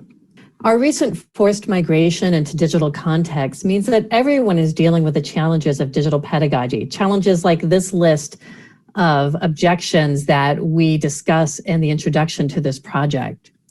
In the past, instructors could avoid challenges by avoiding open online student work. But in doing so, not only do students miss out on opportunities like those described for the keyword Indigenous, but instructors also do a disservice to students. As personal, professional, and civic lives increasingly play out in open online contexts, we must teach our students to negotiate the challenges of digital identities and privacy. The digital pedagogy community offers models of how to do this, like this privacy assignment in the keyword hashtag. Students look at privacy statements from various social media platforms and aggregate the information in a shared class spreadsheet, which you see on the screen. This helps them better understand how their own data is used and shared. And it's just one example of how open collaborative communities can provide strategies for instructors to engage in such vital issues. We highlight digital pedagogy in the humanities as a model for open social scholarship because instructors and institutions are having these conversations on campus right now. Conversations about open scholarship, about diversity, equity, and inclusion, about decolonizing the curriculum and how to work on being anti-racist. As we write in the introduction, this is why we need digital pedagogy and why digital pedagogy needs open social scholarship. Thank you. Next slide, please. We created a community within DPIH by building the actual project itself. And in response to curators' work, Matt, Rebecca, and I created an ontology to connect and understand digital pedagogy in general through these key concepts. We found that this ran through everything: openness, collaboration, play, practice, student agency, and identity. And it's been very helpful to use these 6 key concepts in digital pedagogy and DH pedagogy in general in trying to determine what we wanted to do with each activity if we were teaching something in class. We hope that these key concepts can also draw together and amplify this conversation around valuing pedagogical materials as some form of scholarship. Next slide, please. DPIH is a model to promote pedagogical artifacts, keywords, and key concepts to foster dialogue, community, and collaboration by offering an infrastructure through taxonomy, curation, annotation, keywords, a new publication genre with open licensing that values forking and citation. And if you don't know what forking means, it simply is drawn from this idea of taking one piece of material and revising it towards what you want to do with it. So revise, remix, reuse. DPIH focuses on the end user, faculty, in an attempt to put tools in the hands of instructors to create something they can use and then measure within their own communities of the classroom and students. Then this becomes less about the scholarly output machine and more about a metric that foregrounds improving student learning. Students become part of the process as well as the recipients. Something I talked about is very unique to the CSU. We value our student voices. DPIH is openly shared, but it isn't meant to wait out in the ether of the internet, hoping for a citation of its voluminous materials. The sharing of pedagogical materials, the curatorial communities, the sustainable infrastructure, the valuing of the pedagogical artifacts, the invitation to continue evolving those artifacts through use and conversation, these all offer an opportunity for a culture of revising, remixing, and reusing in such a way that moves beyond the value of open sharing and situates teaching materials in a larger dialogue. Next slide, please. As we've discussed the digital pedagogy ecosystem, we have repeatedly referred to conversations. We're intentionally building on the metaphor of scholarship as a conversation as articulated in the framework for information literacy by the Association of College and Research Libraries.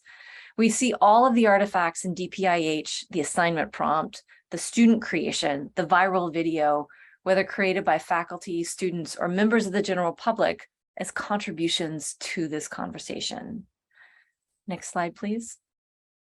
Much of what I've discussed today can be found in the front matter of the article to DPIH that's titled Curating Digital Pedagogy in the Humanities, which began as three of the 4 editors' introduction to this project, but evolved into a much larger piece of writing, more like a manifesto, that covers the history of the project, the insights gained about digital pedagogy from studying the artifacts collected, and lays out multiple pathways into the collection for those who are new to digital pedagogy. As Rebecca mentioned in the video, we've also included some responses to common objections we've heard to digital pedagogy, such as concerns about FERPA, in part because our aim in this project is to reach a wide audience, not just those who are already practicing digital pedagogy. We wanted to help faculty who might be resistant to engaging digital pedagogy or digital humanities pedagogy to get past their concerns, or at least to give support to those trying to get to their colleagues to engage. So thank you, and I look forward to the conversation and questions that we're going to have afterwards.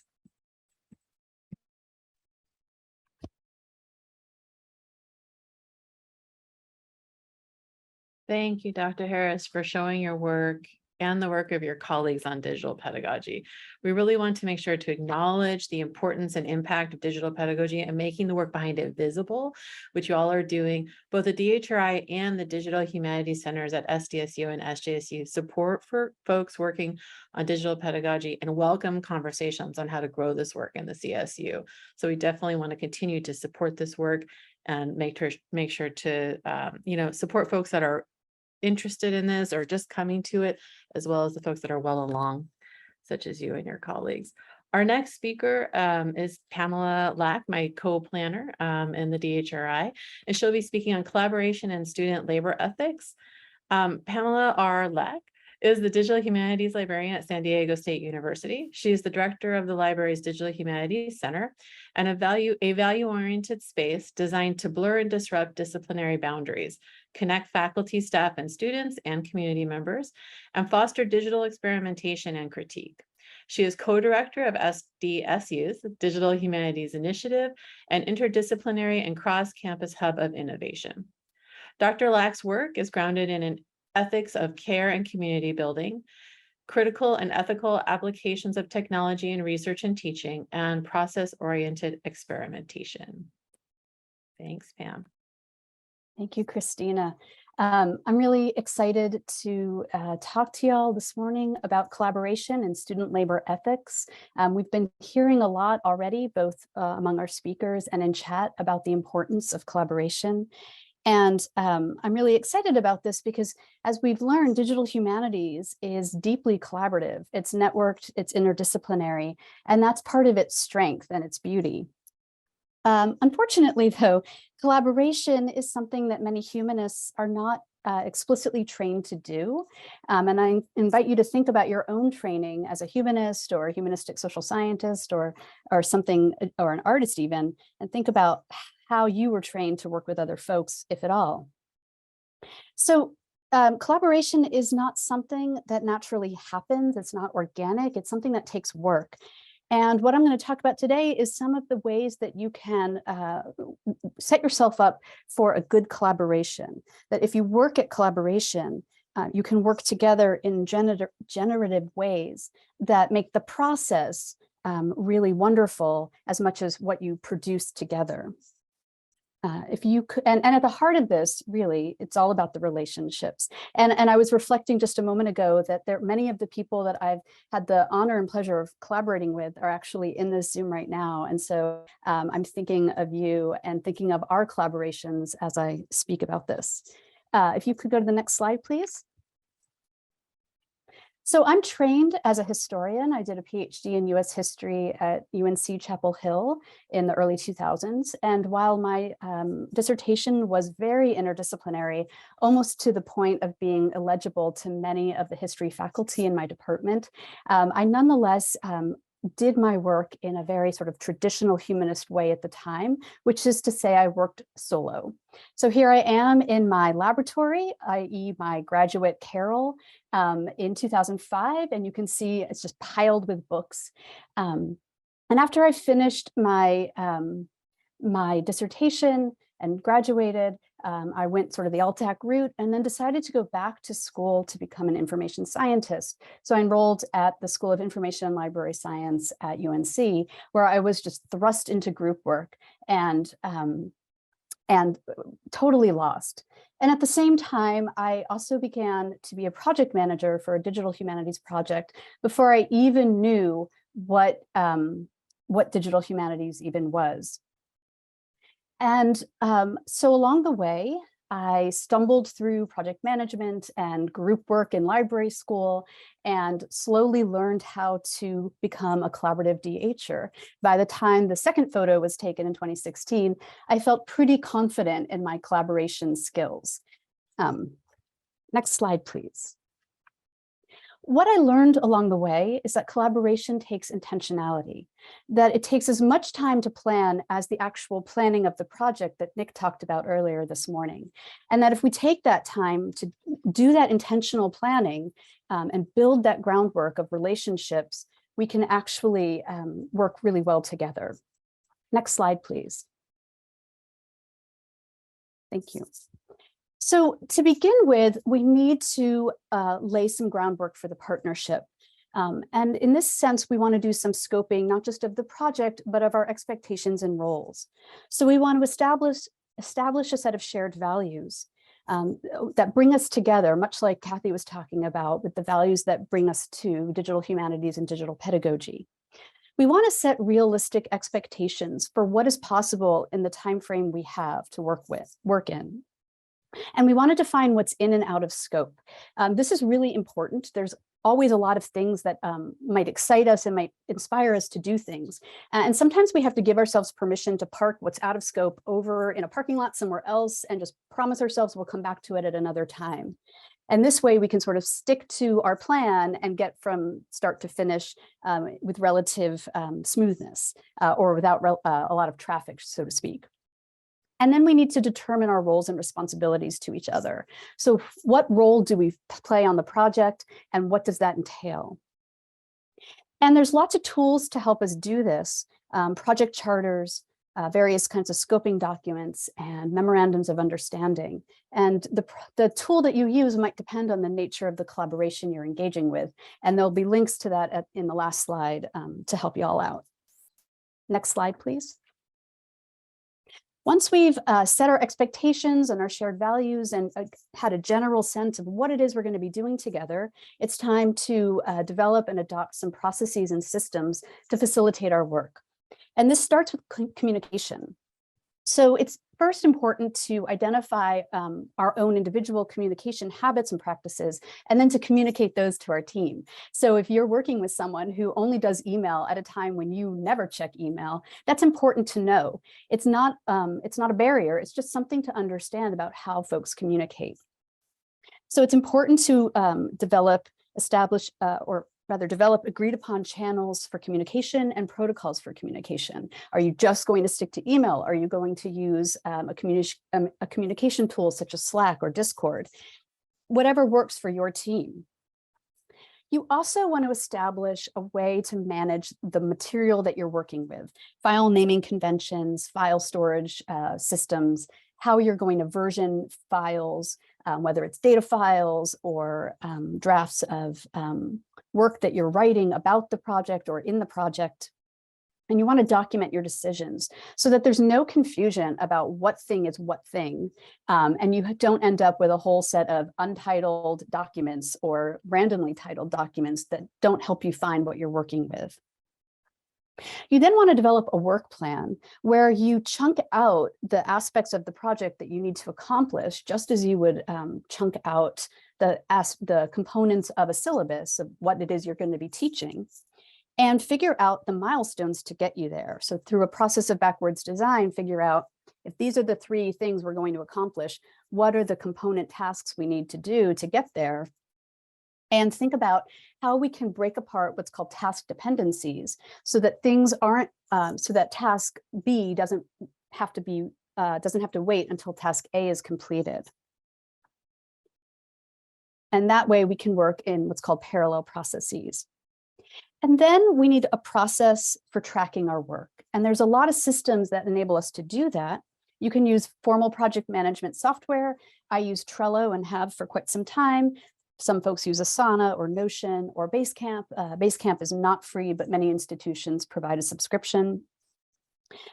Project management tools allow you to track your workflow as well as communicate progress, and you usually can attach documents. So it's a good way to actually store and share and swap files.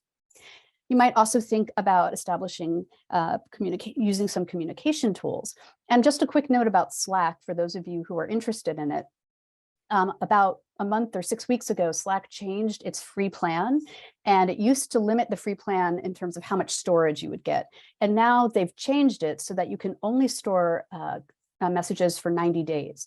So the challenge with Slack is if you have a long-term project where people are going to be cycling in and out, new folks won't be able to access older messages. So just think about the tool you want to use and its constraints and affordances before adopting something. And then you want to adopt some tools for tracking work. More often than not, I actually use a Google spreadsheet and I set it up with each column as a step in the workflow so that I can just keep track of everything.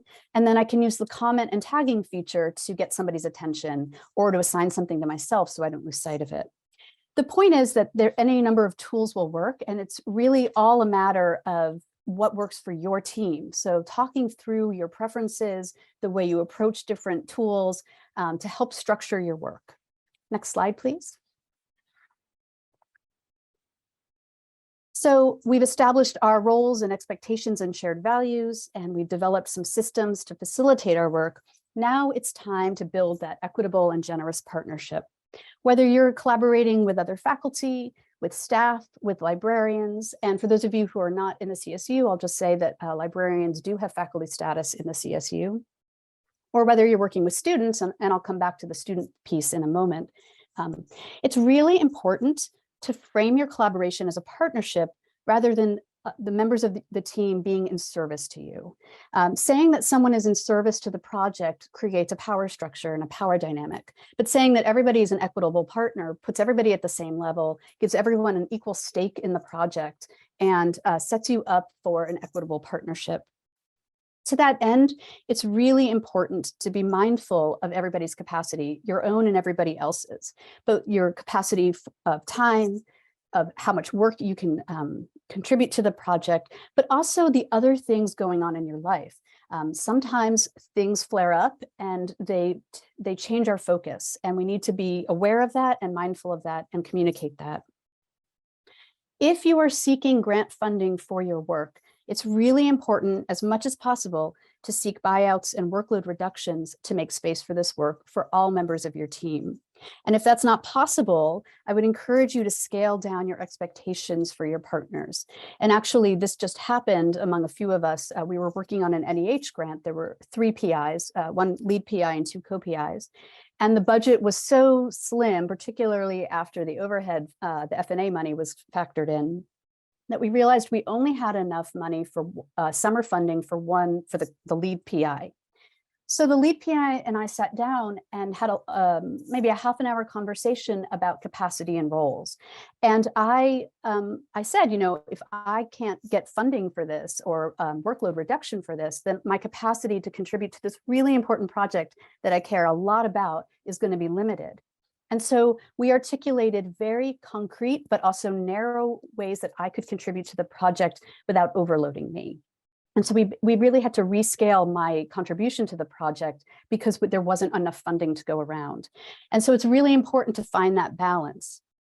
And that also entails regularly assessing our workloads to ensure equity and to adjust as needed. Again, things change. Our capacity shifts over the course of a project, particularly a long project, and we need to give ourselves permission and set ourselves up with systems to allow us to revisit those workloads and shift things as we can. And then, more than anything, we need to build trust, and that comes by working from a position of respect, being reliable, so doing what you say you're going to do, being generous with ourselves and each other, and always centering care. So putting our needs as human beings first before the work. If we tend to our relationships, our human relationships, the work will follow. And also, we need to take time to celebrate our partnerships and the things that our partnerships generate. I'm really good at hyper-focusing on missteps along the way and ways that I can improve things. I am less good at celebrating successes, even small successes along the way. And it's really important that we do that. It really feeds the relationship and keeps you going. Next slide, please. More than anything, we need to make sure that we engage with each other in transparent ways, that we are accountable to each other, and that we give credit. So I encourage you to establish systems and processes for holding yourself and each other accountable through work plans, project task updates, things like that. And communicate when a deadline can't be met. We ask that our students communicate with us when they request an extension, and we ask that they do so in advance. And we should hold ourselves to that same standard. And we don't need to apologize for that. We can simply say, hey, I'm not able to make this deadline. And that's a great opportunity for the team to assess whether we need to revisit expectations, revisit the work plan. Sometimes we're working in a very firm timetable, and so we can't adjust the timeline, but we might be able to scale down a little bit to make up for the fact that something's changed among the team. We really want to be transparent about our work, and borrowing from Bethany Novisky, we want to give credit where credit is due. And that doesn't just mean that if you're creating a digital project site that you list all of the people who contributed to the project. but that you actually list what people did, whether it's the project website or an article about the collaboration. You really want to give credit for the specific things that people bring to the collaboration. We also want to share the intellectual property rights, formal or otherwise, of anything we produce from the collaboration, articles, presentations, things like that. Next slide, please. Okay, now let's talk a little bit about collaborating with students. And there's many different ways that we can do this. What I really want to focus on is the ways in which we might bring a digital project that we're working on into the classroom. Not as much, I don't want to focus as much on creating digital projects or digital assignments that are specifically for teaching a very particular thing in the classroom. So I'm talking more about the ways in which we, and particularly at the CSU, might blur the boundaries between research, scholarship, and teaching, as Kathy already talked about. Next slide, please.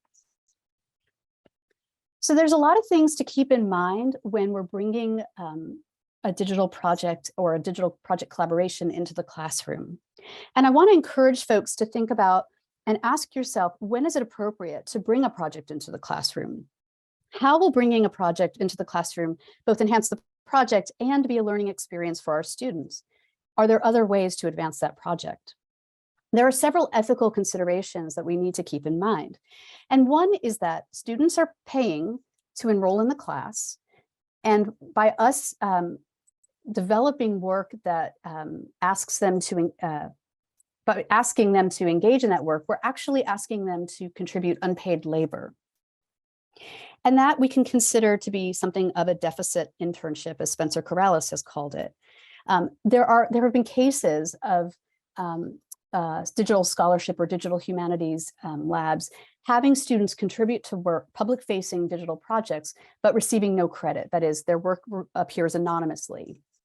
And that can be considered very exploitative.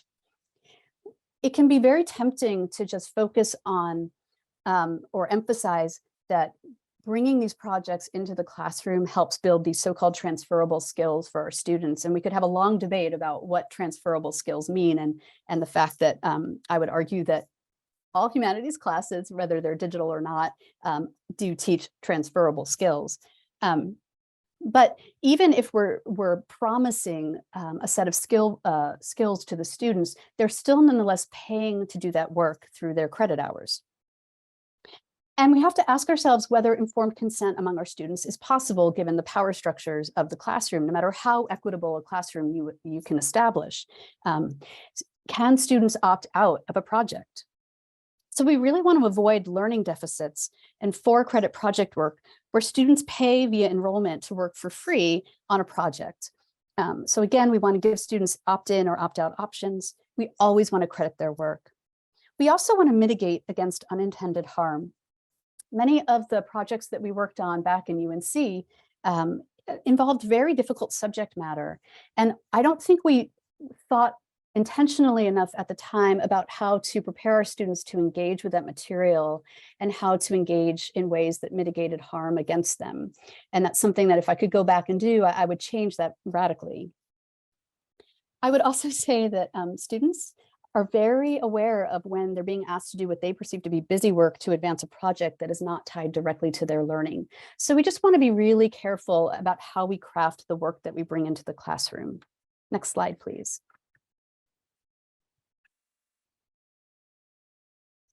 Internships can be another route to engage our students. And I want to discourage folks from ever offering an unpaid internship. It asks students to make tough choices between taking an unpaid opportunity versus giving up a paid opportunity, even when we're doing a lot of skill building and helping them with a line on their resume. A paid internship is always going to be better, particularly if it's not tied to credit hours. Anything, again, tied to credit hours means that the student effectively is paying for that. So the ideal situation would be to hire students outside of coursework if possible. And many institutions provide some funds for this. At San Diego State, there's summer funding for faculty to hire student research assistants to advance a project while advancing student learning. And it's a really lovely model that I hope that many of your institutions support. Next slide, please. More generally, regardless of how you engage with your students in this work, it's really important to approach things ethically and equitably, just as you would with faculty, staff, collaborators. UCLA has created a Student Collaborator Bill of Rights, which you can adopt and adapt to your own situation. And I highly encourage folks to look at that, and there'll be a link to that in the last slide. I would encourage folks not to think about students or not to assume that students are so-called digital natives, which I'd like to think is a term that's disappearing, but I still hear it creep up from time to time. We can't assume that students have a particular level of comfort with technology or some innate experience with technology. And we can't assume that they bring any of that knowledge into the experience. We also can't assume that they have access to the resources to do the work, whether it's a device to work on or internet connectivity wherever they live, if they're unhoused. So we need to provide the resources to allow students to cross whatever digital divides or barriers they might face to engage in this work. We also want to make space for student growth. You need to be available to your student. It's not just that they're doing work for you. It's a growing opportunity for both you and the student. So as one quick example, working with a history graduate student right now to test a new version of Omeka called Omeka S, which is a digital exhibit platform. And we're creating a digital exhibit. It's based on a physical exhibit in the library from many years ago. And my student not only is learning how to use the tool and how to create the exhibit, but she's actually creating metadata about the collection that was part of the exhibit. And when we meet weekly, we don't just talk about the mechanics of metadata creation. We talk about the larger questions of what does it mean to create metadata, how metadata creation is part of the knowledge production process, and how it shapes the way that people interact with the objects in the collection. It shapes what people can find and use, and even how they think about the things in the collection. So it's really meaningful work. And so every time we meet to talk about a piece of the project, I'm trying to contextualize it in a larger ecosystem to help the students see how it all fits and to gain more than just a set of skills, but a deeper conceptual understanding of the work. And in this project, even though she didn't create the original exhibit, she's creating the digital version of it. You can bet that her name is going to appear very prominently on the website when we launch, hopefully sometime in the spring. Next slide, please. So I have lots of resources attached to my Digital Humanities LibGuide, and this link is a quick link to get you there. And I want to just reiterate that taking the time to be intentional really pays. It pays off. So if you take the time at the beginning and throughout the collaboration to discuss the nature of your collaboration and tend to the relationships with care, you'll have a set of processes that will be equal to, if not better than, the products that you produce. That you can use and adapt the tools and best practices I've covered here to build trust and accountability as the foundation of those care-based relationships. And as corny as it sounds, I encourage folks to follow the golden rule when entering into collaborations, which is to say, treat others the way you want to be treated. Thank you so much.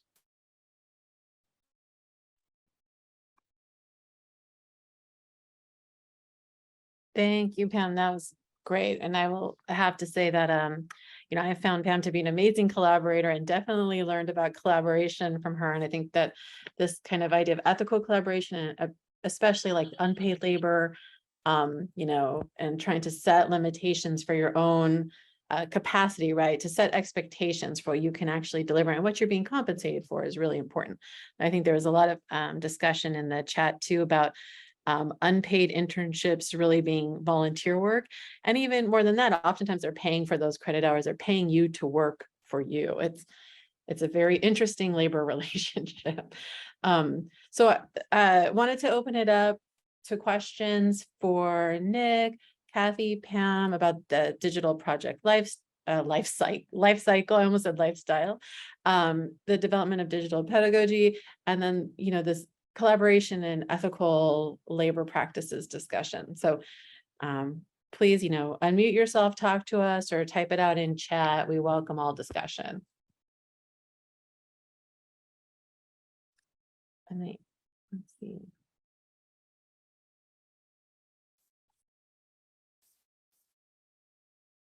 Feel free to raise your hand.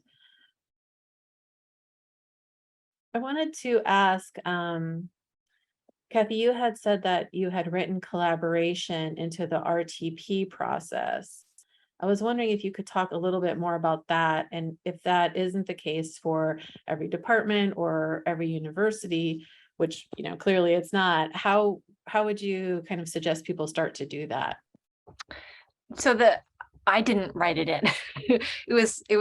I'm celebrating our academic senate at SJSU having the foresight. They don't actually put digital humanities in there, but they applaud the use of collaboration in research, scholarship, and creative activities. And the thing is that in grad school, for most people, we're not taught how to truly collaborate. Just go to any committee meeting and you can see that. Yeah, and people learn how to do it along the way. So the question is, if we don't know how to do it, how do we teach our students? So we have to value it and make it count for everybody, not just faculty, but staff, full-time faculty, part-time faculty, and staff everywhere. One of the things I keep hearing when I sit on the college RTP and from other people at the university level is that if you've got 4 collaborators, then you've only done 1/4 of the work. And the problem with that is that without your collaborators, you wouldn't have really reached that pinnacle of intellectual depth of your project without them. And so it's not, you did 1/4 of a publication or scholarly output or had students do that kind of work. It's that you're doing something that isn't possible. It's interdisciplinary. And this is exactly what we sell as a CSU, is to do interdisciplinary work with our students, but we haven't really figured out how to give people credit for it. So the academic senate policy has written it into it.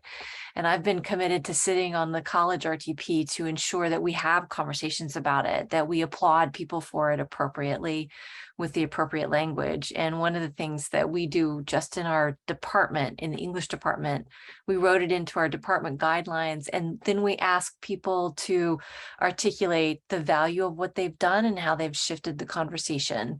And then in the review committees, I encourage everybody to never ever say you get 1/4 credit for this. It's like a monograph, but a digital project is not like a monograph ever. And I would like us to cease making that comparison. And the Humetrics HSS workshop that I took actually provided successful ways to do it.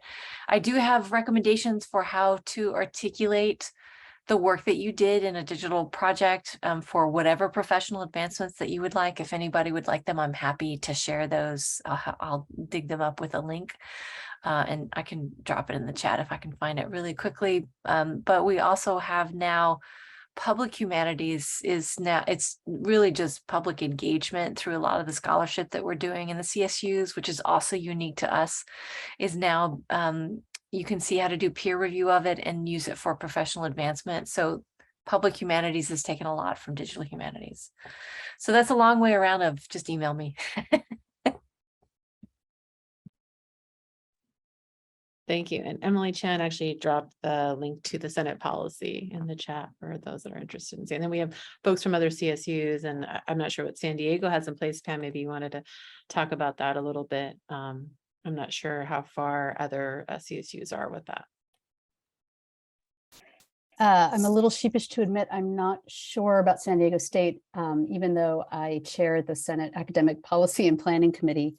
But off the top of my head, I can't think of whether we've officially, formally written that into our standards, and maybe someone else at SDSU could correct me or jog my memory on that.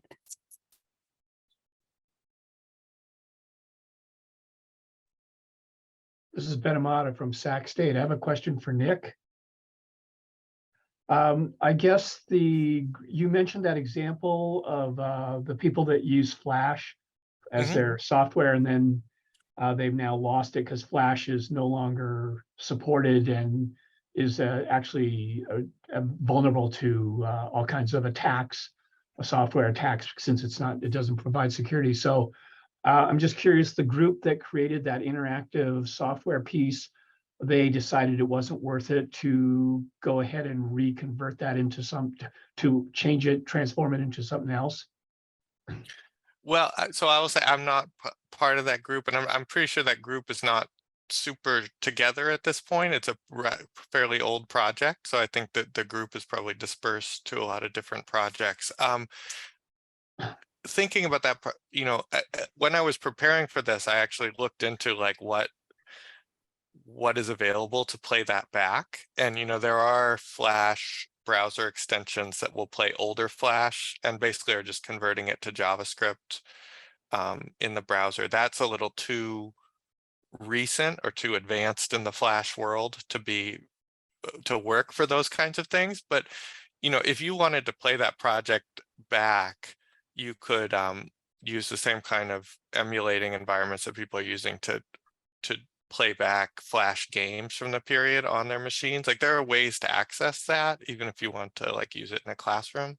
And I would guess that like Flash will be back in some sense you know, it wasn't deprecated that long ago. And I think these emulators are going to, like in-browser emulators will probably be back. So it's like a popular enough framework. I will say too, I think that will be back because it's used for games.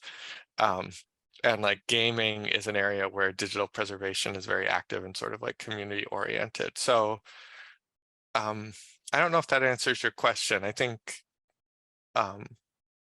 it would have been possible to foresee that Flash would have been problematic at that time, but it also wasn't, we weren't at the stage where you could do that in a browser very feasibly any other way.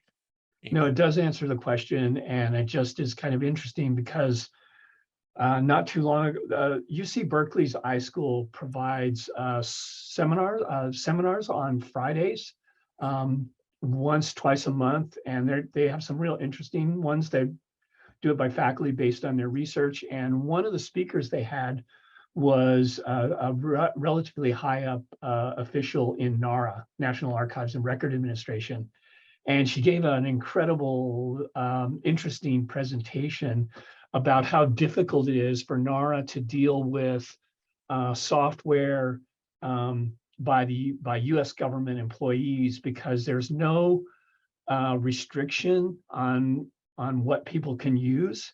So whenever agencies start handing over their research, when somebody retires or a program ends, NARA has to deal with all of this stuff and how to make it still that it doesn't go that it doesn't become impossible to use.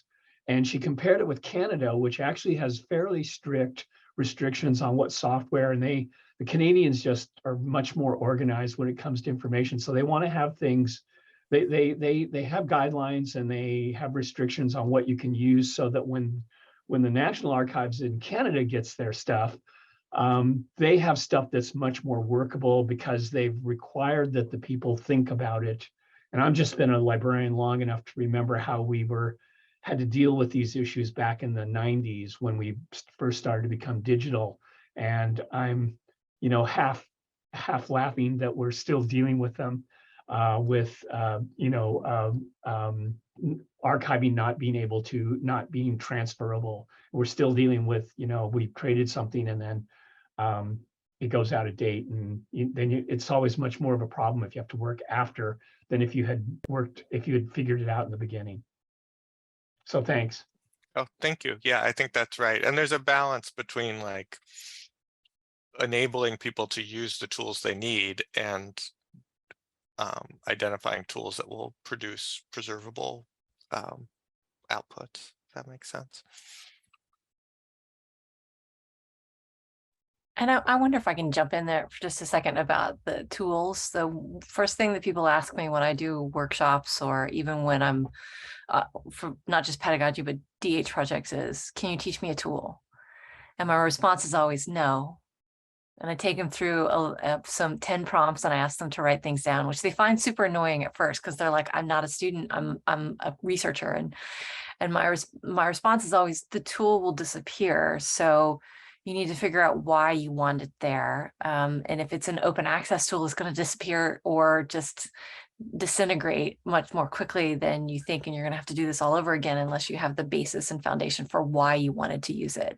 I mean, the fact that Slack is only keeping 90 days of stuff. So we moved to GitHub for DPIH because we had preservation of it and because we had institutional level subscriptions to it so that we could keep everything. And we didn't use Slack because Slack wasn't around when we started this 10 years ago. In fact, citation styles changed 3 times when we were doing this project, and often DH projects take a long time because the funding in humanities is so minimal with massive overhead rates. That's another thing. Yeah, if I could jump in, Kathy, what you were saying about not wanting to teach tools, part of my job is to teach tools, but what I like to do is really teach the underlying conceptual things that are happening. At my campus, when we got Adobe Creative Cloud for everybody, including our students as an institutional subscription, there was a big push to teach Adobe.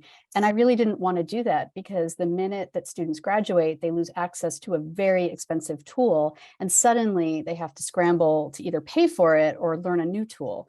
So I'm much more interested in teaching the conceptual things that are happening and teaching folks how to articulate questions to find answers, to go find the right YouTube video for the specific tool that they're looking for. So sort of a broader idea of digital literacy, building on information literacy. So that's what I try to emphasize rather than like focusing on the tool.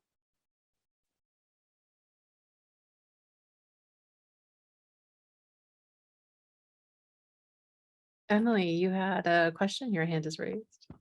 Yes, thank you. I really appreciate all of the discussions.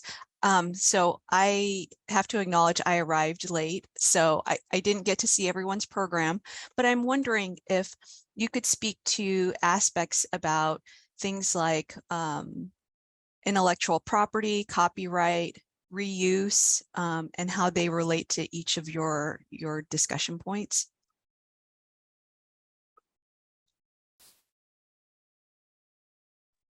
I'll make mine quick. I'm dropping into the chat. We did this in DPIH in the introduction. We did an obstacles page because we heard it at all these workshops, but FERPA, privacy, but what if this doesn't count? So you can go and take a look at those because we articulate and deal with a lot of those in terms of digital humanities, pedagogy, professional advancement, and things like that. I would say, I don't think that like copyright law or copyright itself is necessarily an obstacle, but the difficulty of knowing the boundaries and the challenges of copyright are real obstacles in this process. I think copyright law is not widely well understood. I think I worked for 9 years in a law school, and I'll say, like, unless they are copyright lawyers, law students and law professors don't know about copyright law. Like and it's very complex. And in higher ed, we do have to rely on fair use a lot, which is very powerful, but also very challenging to implement and involves a certain amount of risk. So all that is to say, like, for me, the role of copyright and intellectual property issues is that it complicates the process, and it's one more thing that you want to plan for early and think about how you want to deal with that. There is, particularly in a pedagogical context, there's so much content that is in the public domain, that is under Creative Commons licenses. So if you are designing pedagogical projects, there's no lack of open license content to use for those projects. But you want to think about it early, because like all these things, it can be a sticking point. And I would just add to that, I think I made this comment in chat earlier, maybe during Nick's talk, that, I think a lot of digital humanists have an open access ethos of making their stuff for the public domain. I've been thinking a lot lately about limits to openness, and that not all things that we create should be fully open, particularly when we're working with different communities. And so letting the communities decide the level of openness and the level of access is really, really critical to sort of thinking more nuanced about open access and open ethos when we want to engage in that kind of way. May I ask a follow-up question? Pam, I really appreciate that comment, because I think there are a lot of discussions right now about reconciliation, repatriation, and how that works with particularly Indigenous peoples' collections, or collections about Indigenous peoples. That being said, I'm wondering if in your collaborations with students and with some of these classes, have a lot of these topics been raised, and has it been a really fruitful entree for students about, their rights, both as content creators, but as content consumers? That's a wonderful question, Emily. Thank you. It hasn't come up as much as I would like it to, in part because at this time, I'm not really engaging with students and faculty on these types of projects. But what I will say is that our library is thinking about, particularly our special collections and university archives, is thinking about questions of post-custodial collections and repatriation. And that I am trying to mirror that whenever I'm working with students. One of the things that I do is when I work with faculty in the classroom, I don't force the question of perpetual access. And there are times when students and faculty don't want their things put out there. And in fact, I was just working with a podcasting class yesterday, where the faculty member said, your podcast will never leave Canvas. So if you want to use copyrighted material just for learning purposes, that's okay. And so it sort of, to reiterate a lot of what we've been saying, it comes down to sort of figuring that out early in the process and being very clear about that and communicating those expectations with partners and students, just as we would with community partners. And I think that there isn't really one right answer to how we do that work. I think that now that SDSU is building up a digital ethnic studies program, I think that that conversation will take greater form, and perhaps in another year I'll have a better answer to your question. It's a really important question of how we handle these issues.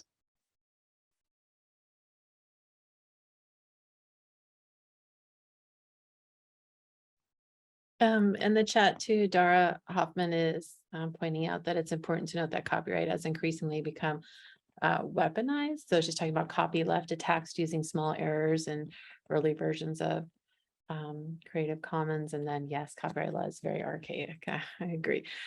Rhonda Holberton asked about a kind of an earlier discussion. What do we mean when we think about archival digital assets? And Rhonda, if you're here and able to, maybe you want to share a little bit more about your question. Yeah, sure. So thanks everyone, such a great conversation, and thanks for the organizers for putting this together. I'll be presenting a little bit later about a project, a story map project, but I'm also working with the MLK Library at San Jose State. I should probably preface this by saying I teach in digital media art at San Jose State in the art department. But I'm also working on a project thinking about archiving complex digital objects, specifically Web 3D. So a student of mine wrote a platform for art exhibitions called New Art City, but has gone through really beautiful lengths to make it accessible, and currently is running workshops, working with folks who use accessibility features for digital navigation of web and other environments. So trying to get a kind of a prototype of a VR capable web-based environment that has things like audio tours, things that help non-sighted or other kind of mobility, folks who are dealing with various levels of mobility capabilities. So that's kind of part of a bigger project that I'm working on. I wanted to kind of let you all know where I'm coming from with this.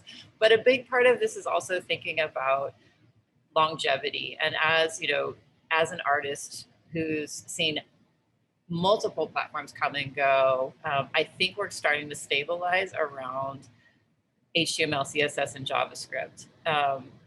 But when I talk about this and when I think about this in the context of a larger project at a digital stewardship center at San Jose State, I also have to ask, what do we mean when we say archivalness? Is this something that, you know, we can run in 5 years, in 10 years? And once we start asking those questions, I think we necessarily kind of bump into questions about, you know, what kind of environment are we going to be in if we start looking out, you know, further than 10 years from now? And so we're necessarily kind of bumping into questions around sustainability and some of the questions that you're kind of pointing at around cultural inequities and you know, stewardship more broadly. So I wanted to ask you all what you thought about, you know, archivalness when you talk about that, and you can approach it from any of the prompts that I delivered.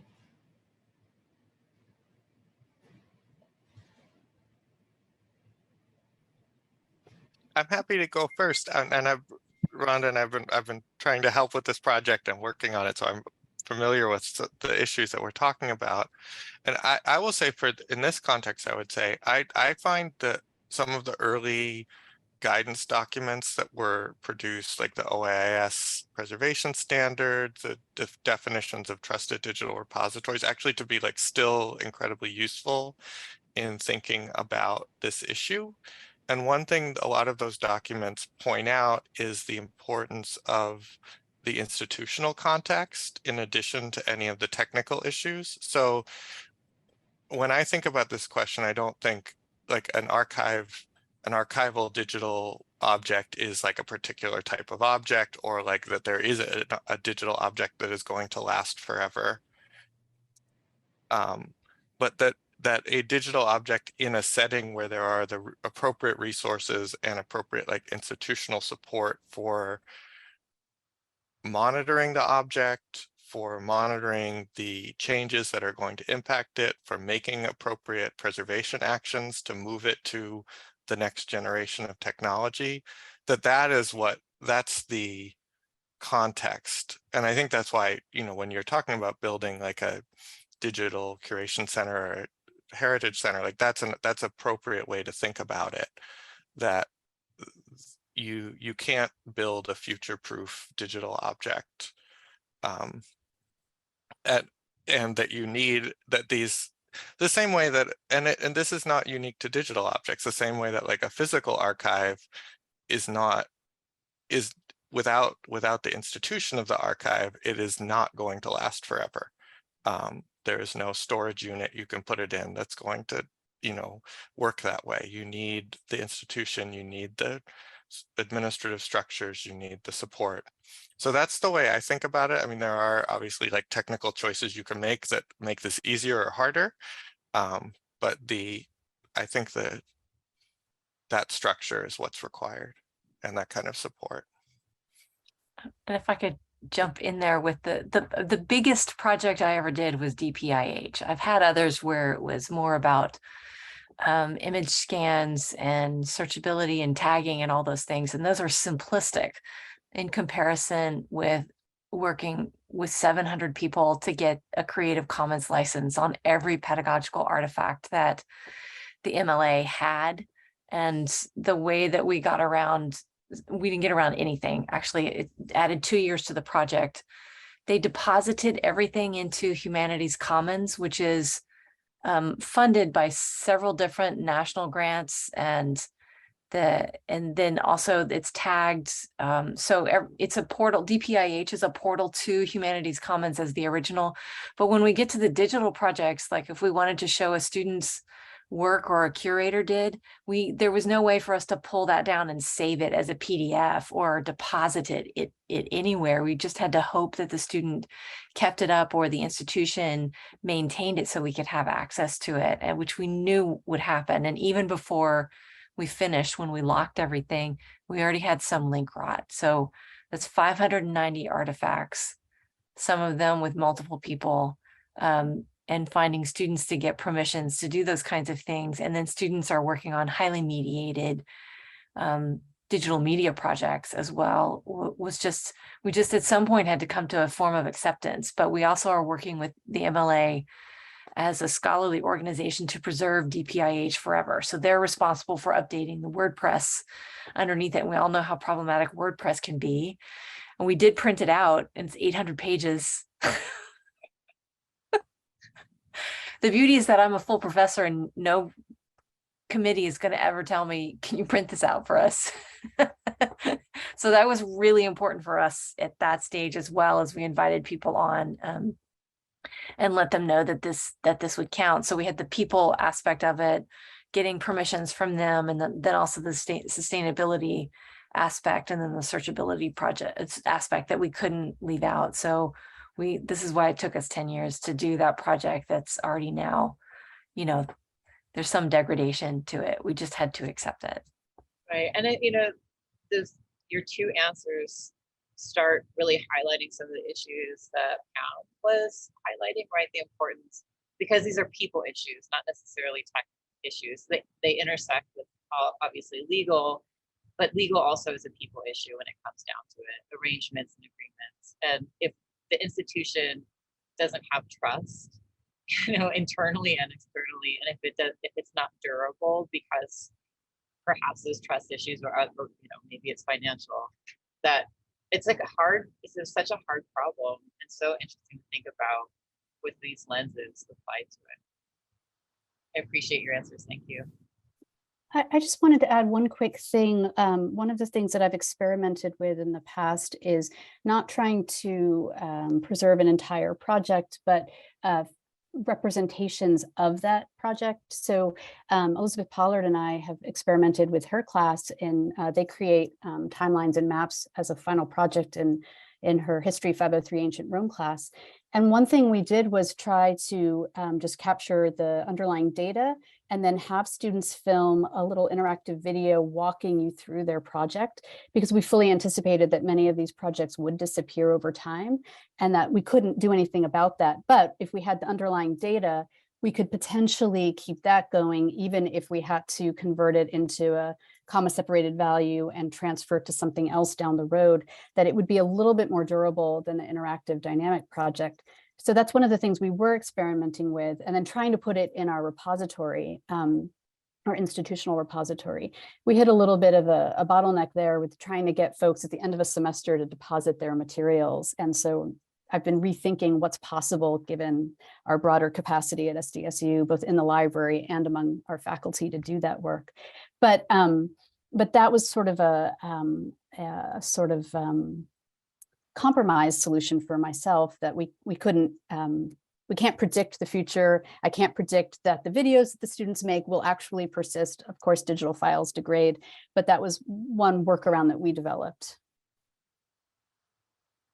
I know we're getting close to time, but I'm also working with collecting institutions. So the San Jose Museum of Art, and a collecting institution has very different priorities than an archival institution like a library, right? So that the ability to display the work. I was in a meeting with the NEA, Knight and Hewlett, actually, and the curator, because my background is art, it's kind of art focused, but I think it's interesting to think about it with this lens. The curator of digital media at SF MoMA said he couldn't collect VR artworks because of the preservation mandate in place. That not only does the work need to be like archived and preserved, but it needs to be exhibitable, 20, 30, 40 years after the collection. And so that was kind of a catalyst moment for me thinking about the project I'm engaged in, but it also is an interesting cleave, thinking about, again, what we mean when we say we're archiving a project. Is it the kind of the ability to reconstruct it? Is it the ephemera or documentation?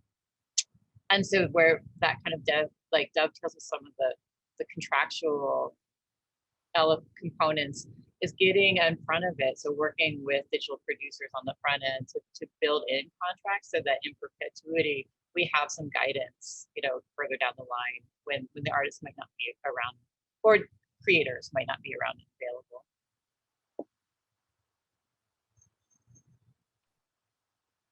Yeah, this is a great discussion. Thanks, Rhonda, for that question, and everyone for really thoughtfully answering that. And definitely, I think it's leading us into some of the things that our DHRI mentors and speakers will be talking about later in the lightning talks this afternoon. Elizabeth Pollard is posting some of the things that she's going to be talking about in the chat, and Rhonda is also going to be speaking about her work. And so while we're taking a 45-minute lunch break right now, I hope you will all come back to join us at 12:30 to hear more lightning talks, deconstructing specific digital humanities projects. And thanks again, Nick, Kathy, and Pam for these wonderful talks. And we look forward to seeing you all at 12:30. And the Zoom will be open, so you can stay and leave your Zoom open, or you go eat and maybe get another cup of coffee, and we will see you back here. Thanks, everyone.